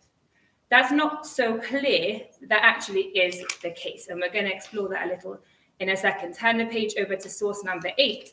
Source number 8 says, this is the Ibn Ezra again, the brothers were not the Jews, the brothers were his Egyptians, his Egyptian brothers. The Ibn Ezra's approach is, it's not possible for a man, for a teenager, he's now 20 approximately at this stage, it's not possible for a person to live as a prince of Egypt in the palace of Pharaoh for 17 years and not view the Egyptians as his brothers. It's not possible. However wonderful Yocheved was as a mother until the age of 3, she couldn't have instilled that much Jewish pride in him, right? As in all the other stuff, he must have seen his Egyptians as his brothers. So then our question really is, why then did he side with the Jews? If he sees the Egyptians as his brothers, why did he then smite the Egyptian rather than defending his brothers, the Egyptians? And according to this approach, again, it teaches us something amazing about Moshe as an individual. Moshe wasn't about the sides at this point, a Jew versus an Egyptian. And this past, it was all about helping people who were oppressed, all about people who were persecuted. It was all about helping those who were vulnerable. And we see that in every stage of his life. We're told about 3 incidences where he helps people who cannot help themselves, right? The Egyptian versus the Jew versus the Jew, and then when he helps by the well, he helps the daughters and he gives them water when the shepherds are being not being nice to them. Exactly. Thank you. So why the 3 specific cases? Why are we told 3 different times when he is helping those vulnerable? Is because each one shows that he helps a different kind of person. One is he helps a Jew. One's helping an Egyptian. The next is helping the Midian. He's helping anybody that needs help. And it teaches us something about Moshe as a human being. He's somebody who looks to help humanity, whoever they are. So that answers the Ibn Ezra's question of, even though he sees the Egyptians, can I ask questions at the end? Even if he sees the Egyptians as his brothers, he's still willing to kill the Egyptian because the Egyptian is wrong. Yeah, very, very important point there. However, not so clear cut, because the Ramban in source number 9 disagrees. The Ramban says he went out to his brothers. This indicates that they told him that he was a Jew and he wanted to help them because they were his brothers. The Jews were his brothers. So we have the Ibn Ezra that says that the Egyptians are his brothers, and then Ramban says no. He agrees with the Chizkuni from the previous 2 sources ago. It says, actually, they are Jews. And this teaches us, again, it's not clear-cut who he is. Moshe, at this point, is undefined as an individual. Is he a Jew? Is he an Egyptian? And this confusion, I think, makes him even more interesting to study as a character, right? I think when we learn about him in primary school, elementary school, we call it here, you see him as like, oh, Moshe, the great man. But actually, he had to deal with a lot of internal conflict to get to where he was by the end. And this is really where it comes from.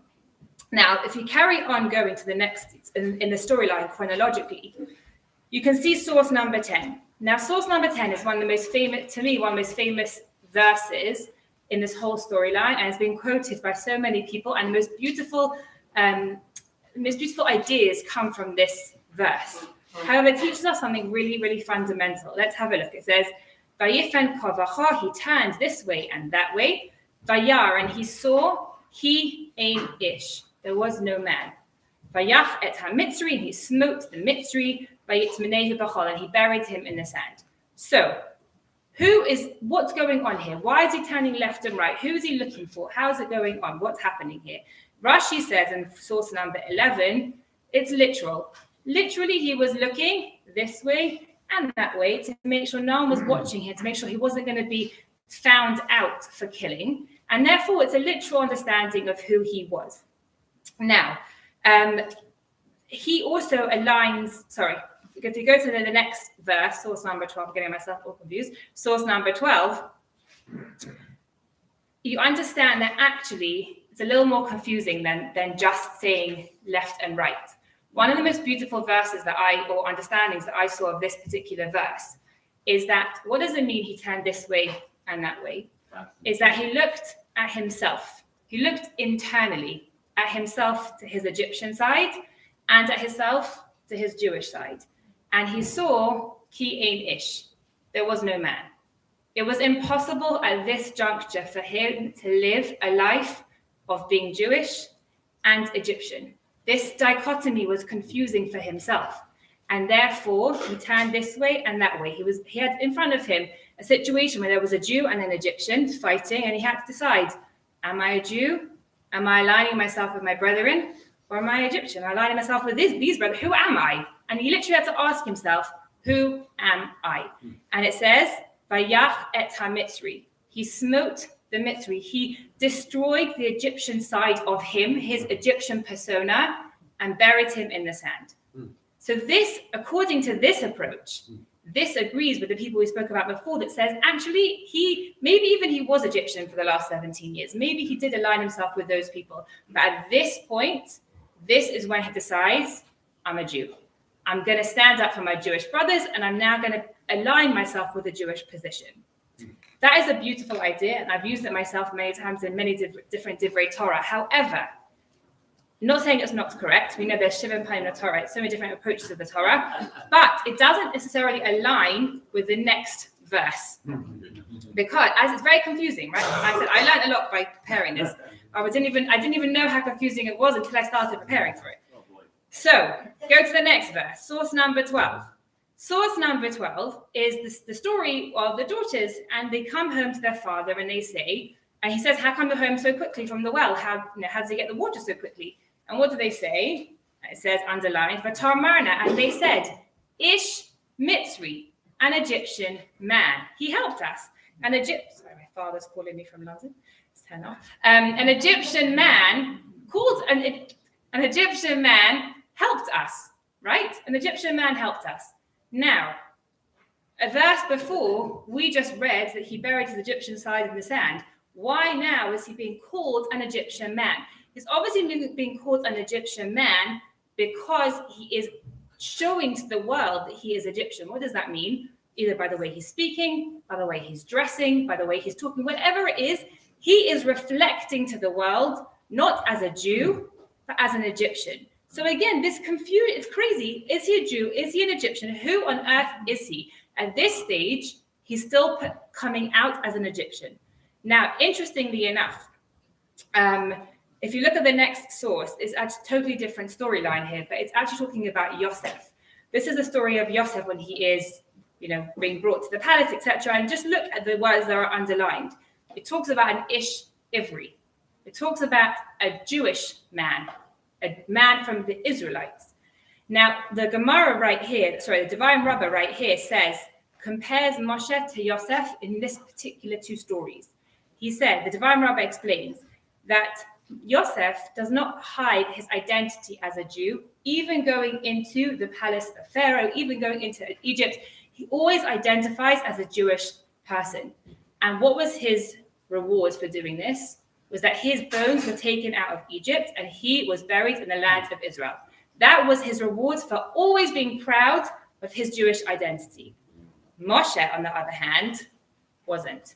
Moshe, as we know, was never allowed to be buried in the land of Israel for many, many reasons.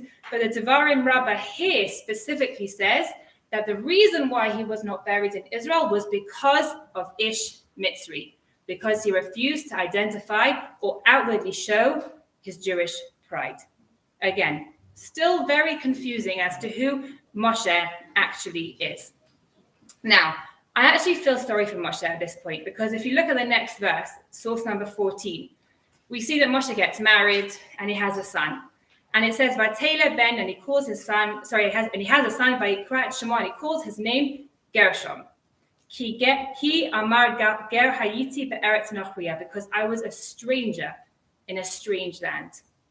Think about that for a second. Imagine calling your son that you always feel like a stranger, that you don't feel like you belong anywhere. And again, the commentators all ask here, where is he a stranger? With who is he a stranger? Is he a stranger amongst the Jews? Is he a stranger amongst the Egyptians? Or is he a stranger amongst the Midianites who he's now living with, right? Whichever way you look at it, he is not belonging anywhere. He isn't necessarily totally a Jew. He's not necessarily totally Egyptian or a Midianite. And he even names his own son this to reflect his confusion in his mind and in his soul. And to me, this is when I started to feel a bit like, wow, Moshe's a real person. Moshe is somebody that actually struggled with his own identity. Who was he? Well, it's something that, again, the Torah is amazing at this. It doesn't tell us the characters in the Torah. They're not deities, right? They're normal people. They're individuals that we can look up to and aspire to be. And this is in a moment to me that I suddenly think, wow, he really struggled. He really suffered. He doesn't know who he is at this point. And let's carry on, because we've only got 10 minutes. Let's quickly try and finish up and get to some sort of conclusion as to who Moshe really was. So if you look at the next source, the next verse in the Torah, again, we're going chronologically, it says, Vayehi bayamim harabim hahem. And it happened in those, the translation is a bit confusing. It says here a long time. After that, it's not such a great translation. But I have to apologize. I don't remember where I heard this. A rabbi gave a share on this, and I don't remember who it was. I really feel bad. I can't give credit to him. But he quoted a midrash at this particular point, and he says, what does it mean by amim harabim hahem? It's a very strange wording about the length of days. And he said that it's not about the length of days, it's about the significance of days. They were very, very significant. Now, what's going on here? Moshe is now gone, he's away, and he's about to be called back to come and rescue the Jewish people, right? That's what's happening. So what was so significant, but the Torah doesn't even mention it, right? There's no indication of what was happening in the Torah. But according to the Midrash, what was so significant? And again, I never really thought about this because we're always told that Moshe was this born a leader, right? He was innately a good leader, and that's how he was able to lead the Jewish people to victory and into, over the borders, etc., etc. But actually think about it. Can you be born such a good leader without any training, without any kind of practicing, just suddenly wake up one day and say, I'm going to lead the Jewish people? It sounds a bit crazy. So according to the Midrash at this particular point, the significant days were actually when he was learning to be a leader. How? He was actually in Ethiopia. I never heard this before. It was a crazy idea. He was in Ethiopia and he became friends with the king of Ethiopia, and he helped him to basically fight off all the other kings. And when the king of Ethiopia died, he basically became the de facto king. He became sort of like a warlord, and that was where he learnt his skills as a leader. So that was what the significant days actually were. And that aligns very much with this idea of him never really belonging, right? He's now in Ethiopia. He was in Midian and then in Egypt, and now he's living with the Ethiopians, and he's able to lead them as well. What does that tell us about Moshe as an individual? First of all, that he's able to fit a bit like what's it called? A chameleon. Chameleon. He's able to to fit into different situations, but that he takes every opportunity he can to perfect himself. Every opportunity that presents to him, he takes, and he tries to become the best person that he can be. Now, only 5 minutes. I'm going to go very, very quickly to the end. Source number 16. Source number 16 talks about the first time when he actually meets God, right? When he actually has an interaction with God. And it says that he was wandering around in the desert and he was tending to his father-in-law's flock. And it says, Achar Hamidbar. He was far off in the wilderness. He was really, really removed from civilization. Again, what does that teach us about Moshe? To find God, Moshe had to totally disassociate himself from everyone, from the Jews, from the Egyptians, from the Midianites, from the Ethiopians, whoever he was living with. He had to go for himself. He had to be so far removed from humanity to really be able to take in what God was saying and be able to listen to the voice of God and understand who he was as a person, not being influenced by all the different communities who were trying to push him to be the person that he was. Now, Hashem gets very angry with him at this point. Hashem says to him, go to Egypt and help your brother, help the Jewish people. And Moshe says, I can't speak. He gives every excuse under the sun why he doesn't want to go back. Eventually, what does Hashem say in source number 17? It says, Vayecha Hashem b'Moshe. He was really, really angry with Moshe. Vayomer, and he says, Halo Aaron achicha. Hashem at this point is saying, if you're not willing to go back and save your own community, save the Jews, because maybe you're not even associating at this point as a fully fledged Jew, at least go to help your family. At least go to help the actual physical brother, right? If you're not willing to help your brothers in general, the community, at least go and help your family. So again, it's not so clear that he really defines himself as a fully fledged Jew. We know that he's devoted to God. We know that he is committed to Hashem, but to the community as a whole, we're not entirely sure. Now, if we look at the Ibn Ezra, this is on here we'll end. The Ibn Ezra says very clearly why Moshe was chosen as the leader of the Jewish people. And he gives 3 reasons as to why he was the leader. Reason number 1, he says, is that Moshe, or the leader of the Jewish people, had to be somebody who lived amongst the Egyptians, somebody who was able to understand their ways, to understand how they did things, how they led, how they ate, how they dressed, how they did everything. And only someone who lived amongst them would be able to go against them. That's the first reason Ibn Ezra says.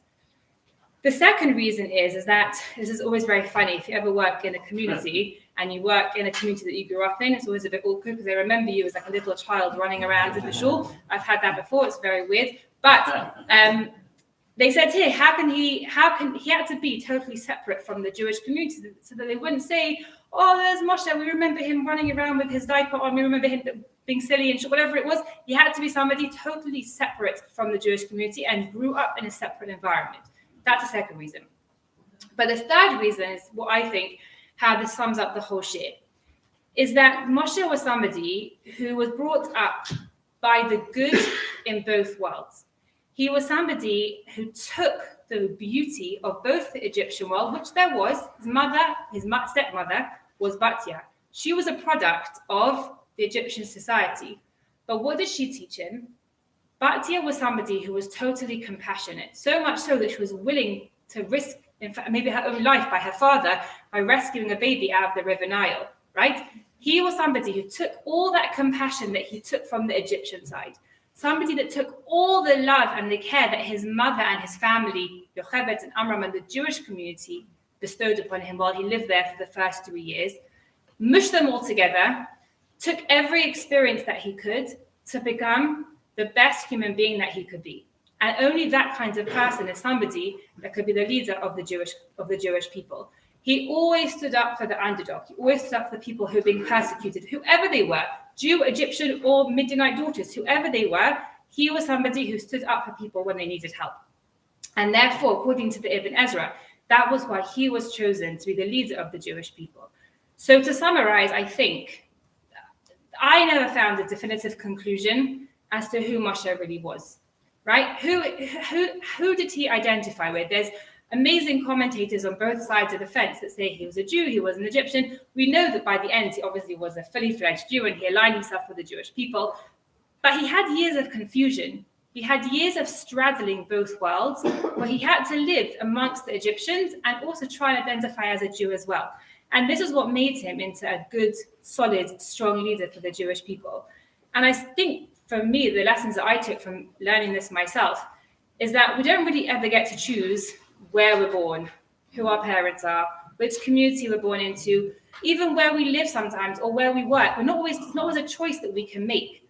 But the lesson of Moshe is take the best of any situation, take the best of every people that you come across, and use that to become the best version of ourselves. So wishing you all a wonderful day. Thank you so much for inviting me to speak. And if there's questions, I'm sure, as if it's time. Yes, afterwards, apparently, we're running out of time. 29 minutes, exactly. Excellent. I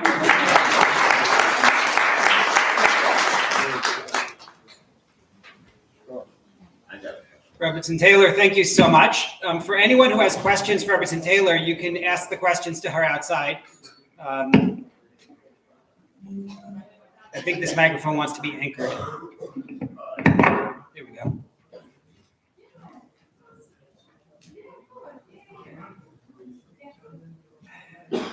Good morning, everyone. And we're going to launch right into the last session before lunch. I did want to note that if anyone here is not on the email list to get notifications weekly about our upcoming classes, it's a free email list. Glad to add you. Aya is there in the back, and if you give her your email address, she'll be glad to add you to the email list. I want to make special mention of a program coming up on Sunday the 15th, Sunday morning the 15th. It'll be at Shari Shamayim. It's called Midreshet Yom Rishon, and it is a pair of classes back-to-back for women. They'll be given by Idan and Priel Rakovsky, and I remember to announce it because their theme is Moshe. And some of the questions that Rebbetzin Taylor was talking about, including the first class is titled, Was Moshe Born a Leader? So you can get more perspectives on that. Okay. I'm going to ask, as some of the other speakers did, for questions to be at the end. I might ask you questions during the session, but for your questions, I'm going to ask you to hold to the end, and I'm glad to discuss them during lunch. I want to thank Serena and David Kashitsky for dedicating our program today in memory of Riva Kashitsky, Zichrono Livracha. And for this session is dedicated by Fran and David Wolf and family in commemoration of the yahrzeit on the third day of Hanukkah of David's father, Sidney Wolf, Zichrono Livracha, Shimon ben Yitzhak Gershom. Shama should have an aliyah. Thank you for dedicating it. And our topic is the ban on intermarriage. Is it racist? So, we've been trying to move along within Tanach so far today, and that's the way we structured the sessions. This session is the last one that's going to be a Chumash session, and then we'll get to the Nach part of it after lunch. This session is anchored in particular in the 7th chapter of Devarim. If you take a look on the sheet, you can see we're on page 14 in the packet. Source number 1. When Hashem, your God, brings you into the land to which you are arriving to settle it, he will collapse many nations before you. Hittite, Girgashite, Amorite, Canaanite, Perizzite, Hivite, and Yebusite. I don't know if they actually added the ites. I put in the ites when I did the translation. 7 nations that are greater and mightier than you, ... You shall not marry among them. Your daughter you shall not give to his son. His daughter you shall not take for your son. For he will lead your son away from me, and they will serve foreign gods. That is one of several examples in Tanakh where we are warned about marrying into the nations around us. And my question is this a racist statement? You can't marry anybody from them. Now, taking a minute just to define racism as I'm using it, because it's a term itself that requires definition. Racism is, first of all, race is usually a social construct. It's not an objective identity. So when you talk about ethnicity, and being a descendant of certain people, you have to recognize that within certain cultures, they will subdivide what you might think of as a standard ethnicity into multiple races. So as an example, I taught a session on the issue of racism in Judaism a few years ago, and somebody at the session said to me that in Brazil, they distinguish as separate races between people who are of darker skin or of lighter skin, even when they're from the same ethnic heritage. Fundamentally, it's really more something that it's a term that we invent as a construct. It may be based on what country people are from. It may be based on genealogy. It makes use of data, but it's not itself data driven. It's based on the terms that society chooses to put. I actually gave you a piece on this in source number 2. Did race and racism exist in the Middle Ages? From Professor Geraldine Heng. Race is one of the primary names we have for a repeating tendency to demarcate human beings through selected differences that are identified as absolute and fundamental. And the goal is, as she puts it, to distribute power differentially to human groups, to distinguish between different groups. I'm jumping, though, from the question of what is a race to the question of what is racism. And there, I would contend that racism is judgment of an individual member of a race based on traits, positive or negative, that are assumed to belong to the race as a whole. So-and-so is Persian, therefore the following thing is true about them. So-and-so is Polish, therefore such and such is true about them. That's my definition that I'm working with for racism. We generally assume that that's a degrading thing to do, right? Associating negative traits with somebody or even positive traits.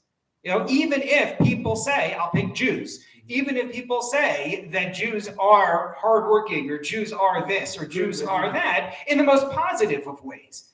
Who wants to really be typed based on an assumption about a population? We like to be viewed as individuals. So that's just defining the term racism here. And what I want to talk about in our share is specifically a negative ethnic racism, which says that some human beings are less than others, such that a Jew shouldn't marry them. And at first glance, I would look at Judaism and say that's entirely unacceptable. I would look at Judaism and say, no, there's no way one should be allowed to do that. If you take a look on your sheet at source number 3, and God created man in his image. In the image created by God, he created him, male and female, he created them. Leave aside the 2 creations of Adam and Eve and whether they were created simultaneously or sequentially. That's not our function right now. But rather, the fact that we are told that human beings are created in the image of God, all of us with that image, that really should end the question about attributing negative traits to somebody by default. And I brought you a couple of quotes here in source number 4 and source number 5.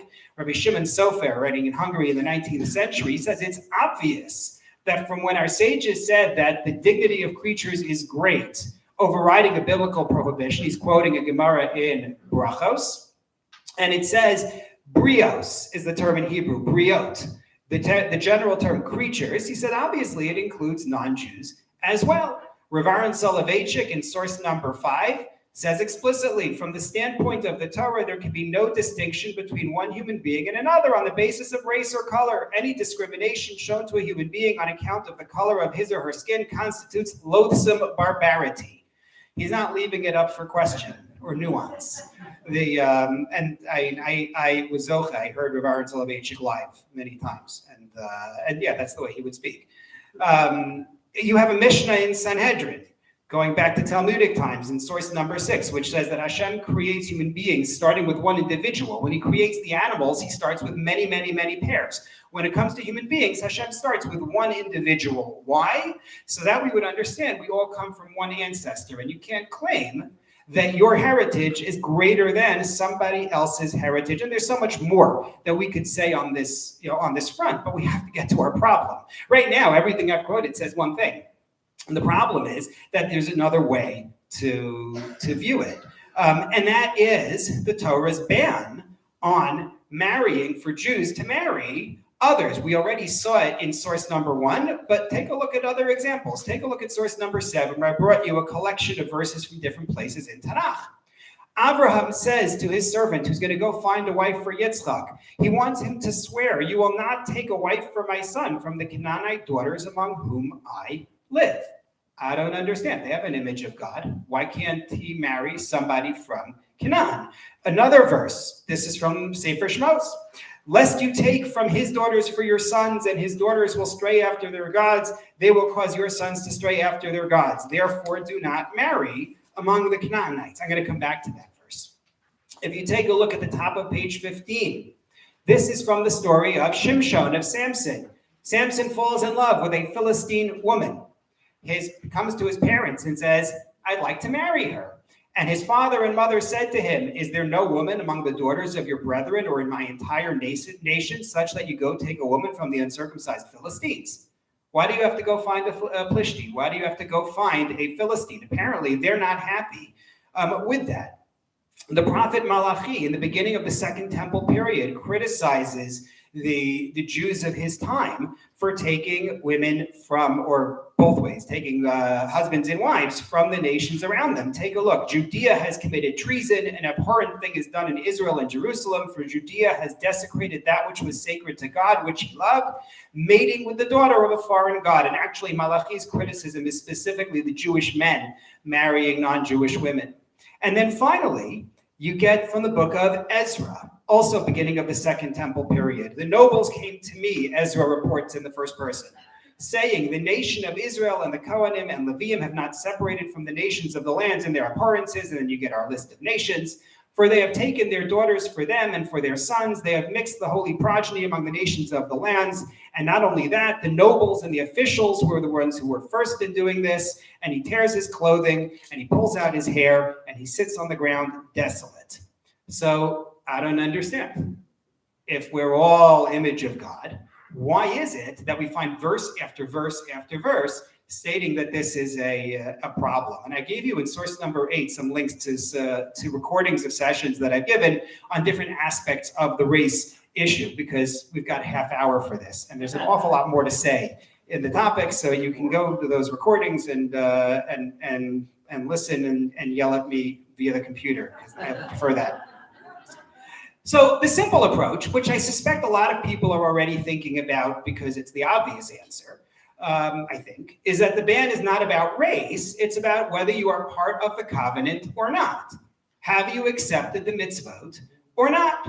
Because you see it around Tanach, that when you marry somebody who does not buy into the bris, does not buy into the covenant, then you run into problems. So Shimshon is a classic example. Shimshon, Samson, marries a Philistine woman and it causes problems. Not just the one you're thinking of, Delilah, the first one that he marries, there are already problems with. Shimshon is involved with at least 2, possibly 3 Philistine women. If you look early in the Torah, Esav marries Canaanite women and they are a source of bitterness for Yitzchak and Rivka. On the other hand, as was already mentioned in Rabbi Mann's shir, Ruth joins us and is the ancestress of David and Mashiach. It's not about where you come from. It's about your commitment to the covenant with God. Yeah, but no. Oh, come on. I would have liked to say that.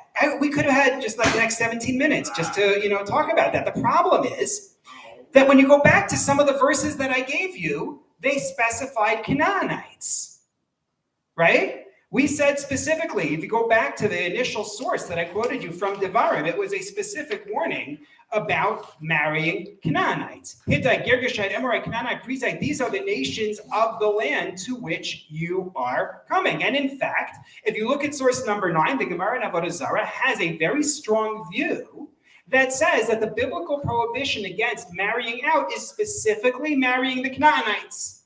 It's not about marrying generally someone who is not Jewish. We don't follow that view as a matter of halacha, as a matter of Jewish law. It's understood that the biblical prohibition is in fact outside. But even with that, think about Avraham. We talked about Avraham telling his servant, "You want to go get a wife for my son Yitzchak, right? You can't take someone from this land, from the Canaanites." So who is the servant supposed to find? Who's the servant going to bring as a wife for Yitzchak? Well, it's going to be Rivka, but it's supposed to be someone from his family in Aram, an Aramean. The Arameans were not members of the covenant. The family of Bethuel and Lavan was idolatrous. We know that. I brought it for you in source number 10. When Lavan makes a pact, right? When Lavan makes his deal with Yaakov, the God of Avraham and the God of Nahor shall judge between us. He invokes some kind of separate God. So if you really believe that it's about being part of the covenant or not being part of the covenant, why is it that the prohibition would be Canaan-based? Why are we making such a distinction, right? You understand the problem. Let's make the problem worse, because why not? What is it that Abraham and Sarah spend so much of their time doing? What do we know they do? They convert people, right? They're supposed to be bringing along those around them. Avram Megayeres HaAnashim, Sarah Megayeres HaAnashim. They're supposed to be bringing them along. So he's telling them, oh, come, join us, be part of the covenant, but just, we're not going to marry you. Maybe, is that really how we're supposed to understand it? It's very difficult to understand. And I actually brought you two midrashim in source number 11 and source number 12, which has Avram specifically say to his servant, I don't want you to marry Yitzchak to the daughters of Aner, Eshkol, and Mamre, even though in source number 12 in the Medrash, they are identified as righteous women. The focus on not marrying a Canaanite seems to be more than just they're outside of the covenant. Clear? I'm going fast, but I hope it's still clear. Okay. So using Canaan as our case study, I think there are things we can learn about the Torah's overall ban on marrying out, aside from covenant concerns. Number one, a very interesting idea, which requires a lot of thought in terms of what we said initially about focusing on race, is the idea of cross-generational family influence, not as a function of biological material, but as part of family practices, what it is that people do and what they teach to their children. When are we first introduced to Canaanites in the Torah? What's the first time we meet a Canaanite? Noah, right? Noah's grandson, Canaan, right? When Noah is intoxicated, right? When Noah is intoxicated, and you have the whole story, and Shem and Yafet cover him up, but Ham seems to be the one who points out the problem, and Noah, in response to being humiliated as he is, curses Ham's son Canaan, and the Medrash is bothered. I don't understand. Ham was the one who did it, not Canaan, and it suggests that no, as you can read the verses, Canaan is actually involved in the humiliation of Noah when he is intoxicated. And so if you take a look at source number 13, Rabbi Avram Ibn Ezra writes in 11th century Spain, when the verse says Ham is the father of Canaan, both were bad. Why does the Torah say Ham is the father of Canaan? Ham was the father of many people, because like father, like son, or as he puts it, as the ancestors do, so the children will do. And this is an idea that we find very powerfully in various Jewish writers over time. I brought you Rabbeinu Nisim in source number 14, who actually makes a very interesting argument, which I'm not sure, for the geneticists among us, I'm not sure whether to view this as epigenetics or Lamarckian, right? Epigenetics being a lot more credible today than Lamarck's genetics. But take a look and you'll see. Source number 14, he says, just as one whose heart's blood boils hot must be predisposed to anger. Rabbeinu Nisim, I didn't put it on the sheet, I should have, is writing in 14th century Spain for reference.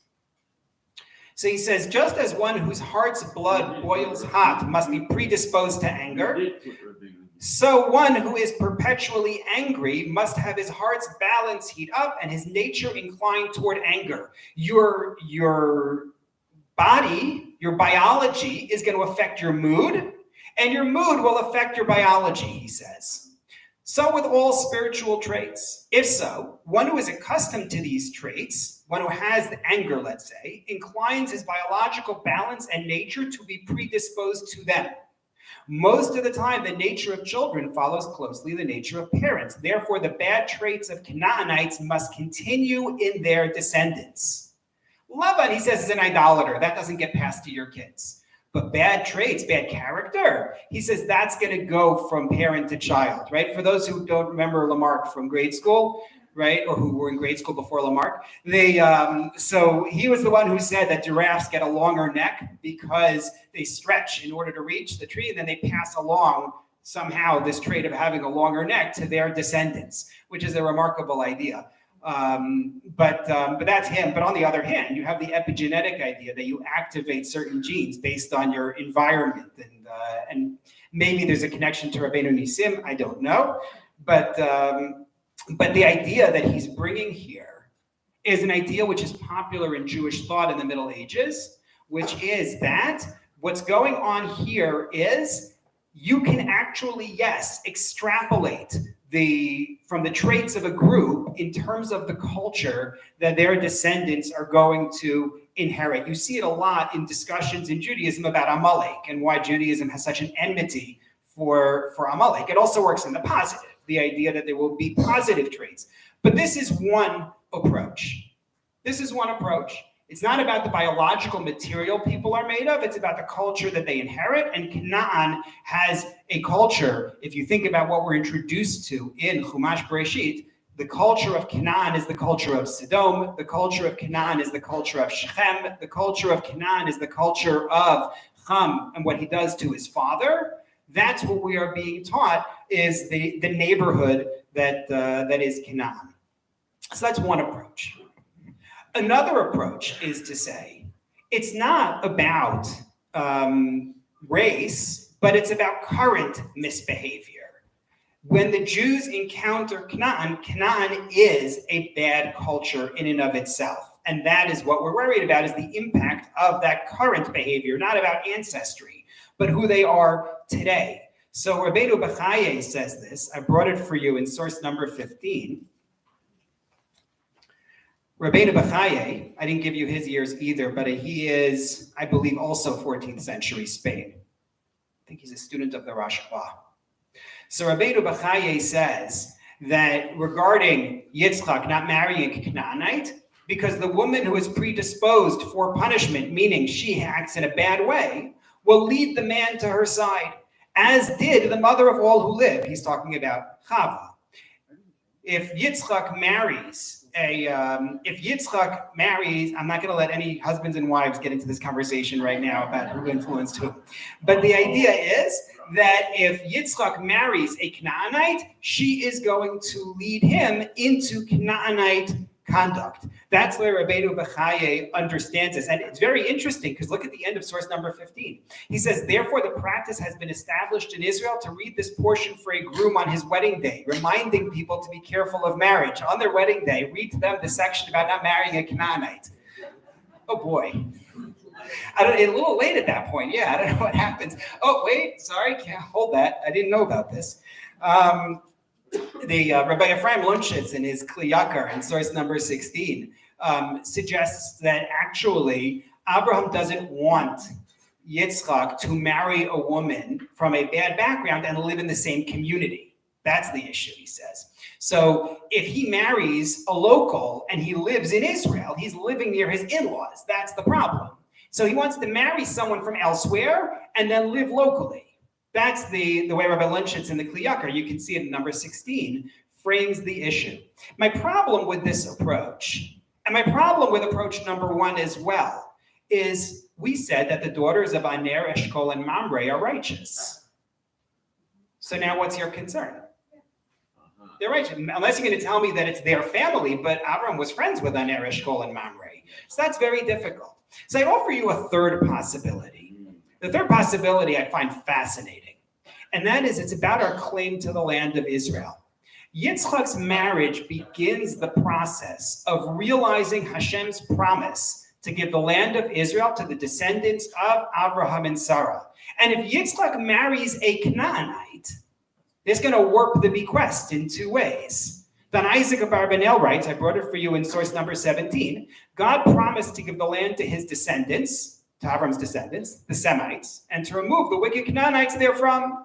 If Yitzchak would marry a Canaanite woman, the Canaanites would inherit the land. Therefore, he prohibited them to him. It's an issue of who is going to end up with Eretz Yisrael. That's the fear, is that the Canaanites would get it that way, or conversely, Rabbi Yosef Bechor Shor, writing in source number 18, a little bit before Dan Isaac of Abarbanel, suggests the other way around, which is it would suggest that the Jewish right to the land came about because they married Canaanites. It would look like our claim to be there is because we married a Canaanite. Therefore, don't let him marry a Canaanite. So in order to avoid Canaanite entanglement, Yitzchak needs to marry somebody from the outside. I thought that was a really interesting approach. So again, to sum up what we've said so far, it's not supposed to be race-based. It's not supposed to be about genetic material. It's about the factors we just mentioned. The influence of a cultural heritage, the influence of current misbehavior, and diluting the claim to Eretz Yisrael. Those are the factors for the Canaanites, on top of the general concern about will they be loyal to our covenant. But you have to recognize that there are sources in Judaism that are used to promote a racist approach. Right? We have the curse of Canaan and his descendants from Noah. It gets quoted to that effect. And we see the concern for the privilege of the family over the outsider. A quick story from source number 19. The end of Parshas Emor tells the story of the Mekalel or Megadef. Right? This is somebody who, as the story is told in the Chumash, is a descendant of a Jewish woman and an Egyptian man. And he gets into a fight and he blasphemes, right? You remember the story? It's there in the Torah. It's in the end of Parshas Emor. It's a very difficult story to understand. Just the facts of it are difficult to discern from the text. And the Medrash in the Sifra, in source number 19, based on the verses, tells you when the text says he went out, he departed. From where did he depart? From Moshe's court, Moshe's Beis Din. He came to plant his tent in the camp of Dan. His mother was from the tribe of Dan. So he said, that's where I'm going to live. And they said to him, what are you doing here? Who are you to plant a tent in the camp of Dan? And he said, I'm from the daughters of Dan. And they said to him, the text says, it's according to your father's house. He goes to Moshe's court, makes his case, and he loses because it's true. What's he supposed to do? He doesn't have a place. And so he blasphemes against God in his misery because he loses. So the point that I'm trying to show here is you have elements in Judaism, in this case, the patriarchal tribal identity, which can lead to people feeling like they are, in fact, being discriminated against based on race, let alone when you get into some of the mystics who talk about, it's a whole other realm, the idea of spiritual genetics. I'm not even going there. And so here I wanted to stress not only the sources we brought in the beginning about being in the image of God, but something that Rav Aaron Lichtenstein stresses in source number 20. He points out that in the beginning of the book of Bamidbar, in the middle of a section that's talking about the Jews and how they're going to camp in the wilderness and they're going to travel from Sinai to the land of Israel, suddenly throws in a law called Gezel Hager. The law of Gezel Hager is what to do in the event that somebody steals from somebody who converted to Judaism, and that person who had converted to Judaism never married anybody Jewish, and therefore they don't have any heirs. This person stole. We want to now return the item they stole. But who is going to get the item if the person they stole from passed away and there are no heirs because they had converted? And so the Torah tells you what to do in such a case. Says Rav Aaron Lichtenstein, I'll tell you why this story is stuck in the middle of the Jews' travels and their campment and all of that. He says in source 20, while Judaism sees the family and the nation as central to Jewish identity and consciousness, it is well aware of the danger to which these loyalties can lead when taken to an extreme. Okay, our focus on identity and family and all of that can be dangerous. It is for this reason that we are commanded with regard to Gezel Hager in the middle of Parshas Naso. It is precisely the ger, the foreigner, lacking the sense of familial, tribal, and national roots who is most vulnerable to the atmosphere pervading the beginning of Sefer Bamidbar, where we're talking all about who gets to live where and who their relatives are, and we get a census of all of the families from the different tribes. He says that's when you need to focus on it. Therefore, the Torah commands us here to deal with the ger exactly as we would with our fellow Israelites. The Torah is saying, I know there is within the system of Judaism the potential for people to take it and apply it in a way that harms people based on their lineage. And you have to make sure that you don't fall into that trap. That's the warning that we're seeing here, and I think it's a very important and powerful one. We're promised that in the future we will be unified, right? The beginning of Yeshaya, chapter 2, it's also brought in Micha, we are told that the nations are going to come to Yerushalayim, and they're going to want to study the Torah. I gave you source number 21 from the 19th chapter in Yeshaya. On that day, Israel will be a triad with Egypt and Assyria, blessing in the midst of the land as God has blessed it, saying, blessed is my nation Egypt, the work of my hand Assyria, my portion Israel. In the future, Hashem looks at all of these nations and says, they are my portion.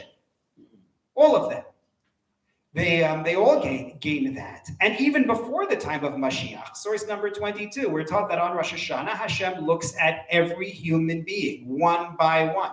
All of us have a connection to Hashem.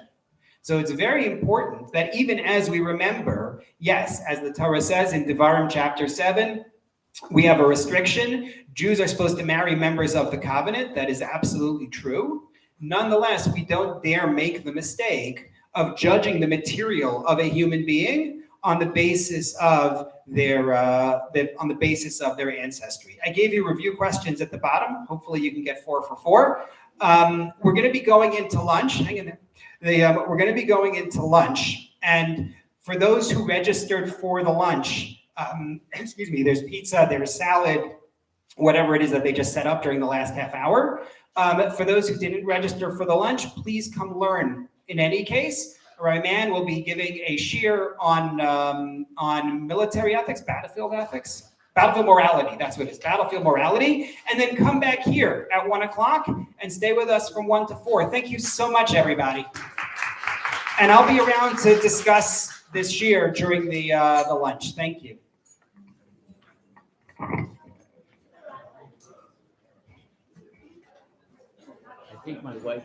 I think my wife just registered. I don't know. It's too late for lunch to eat. It had to be Friday by 9 a.m. For those watching online, we will be back live at 1 p.m. Have your own lunch break as well. We will see you all again soon.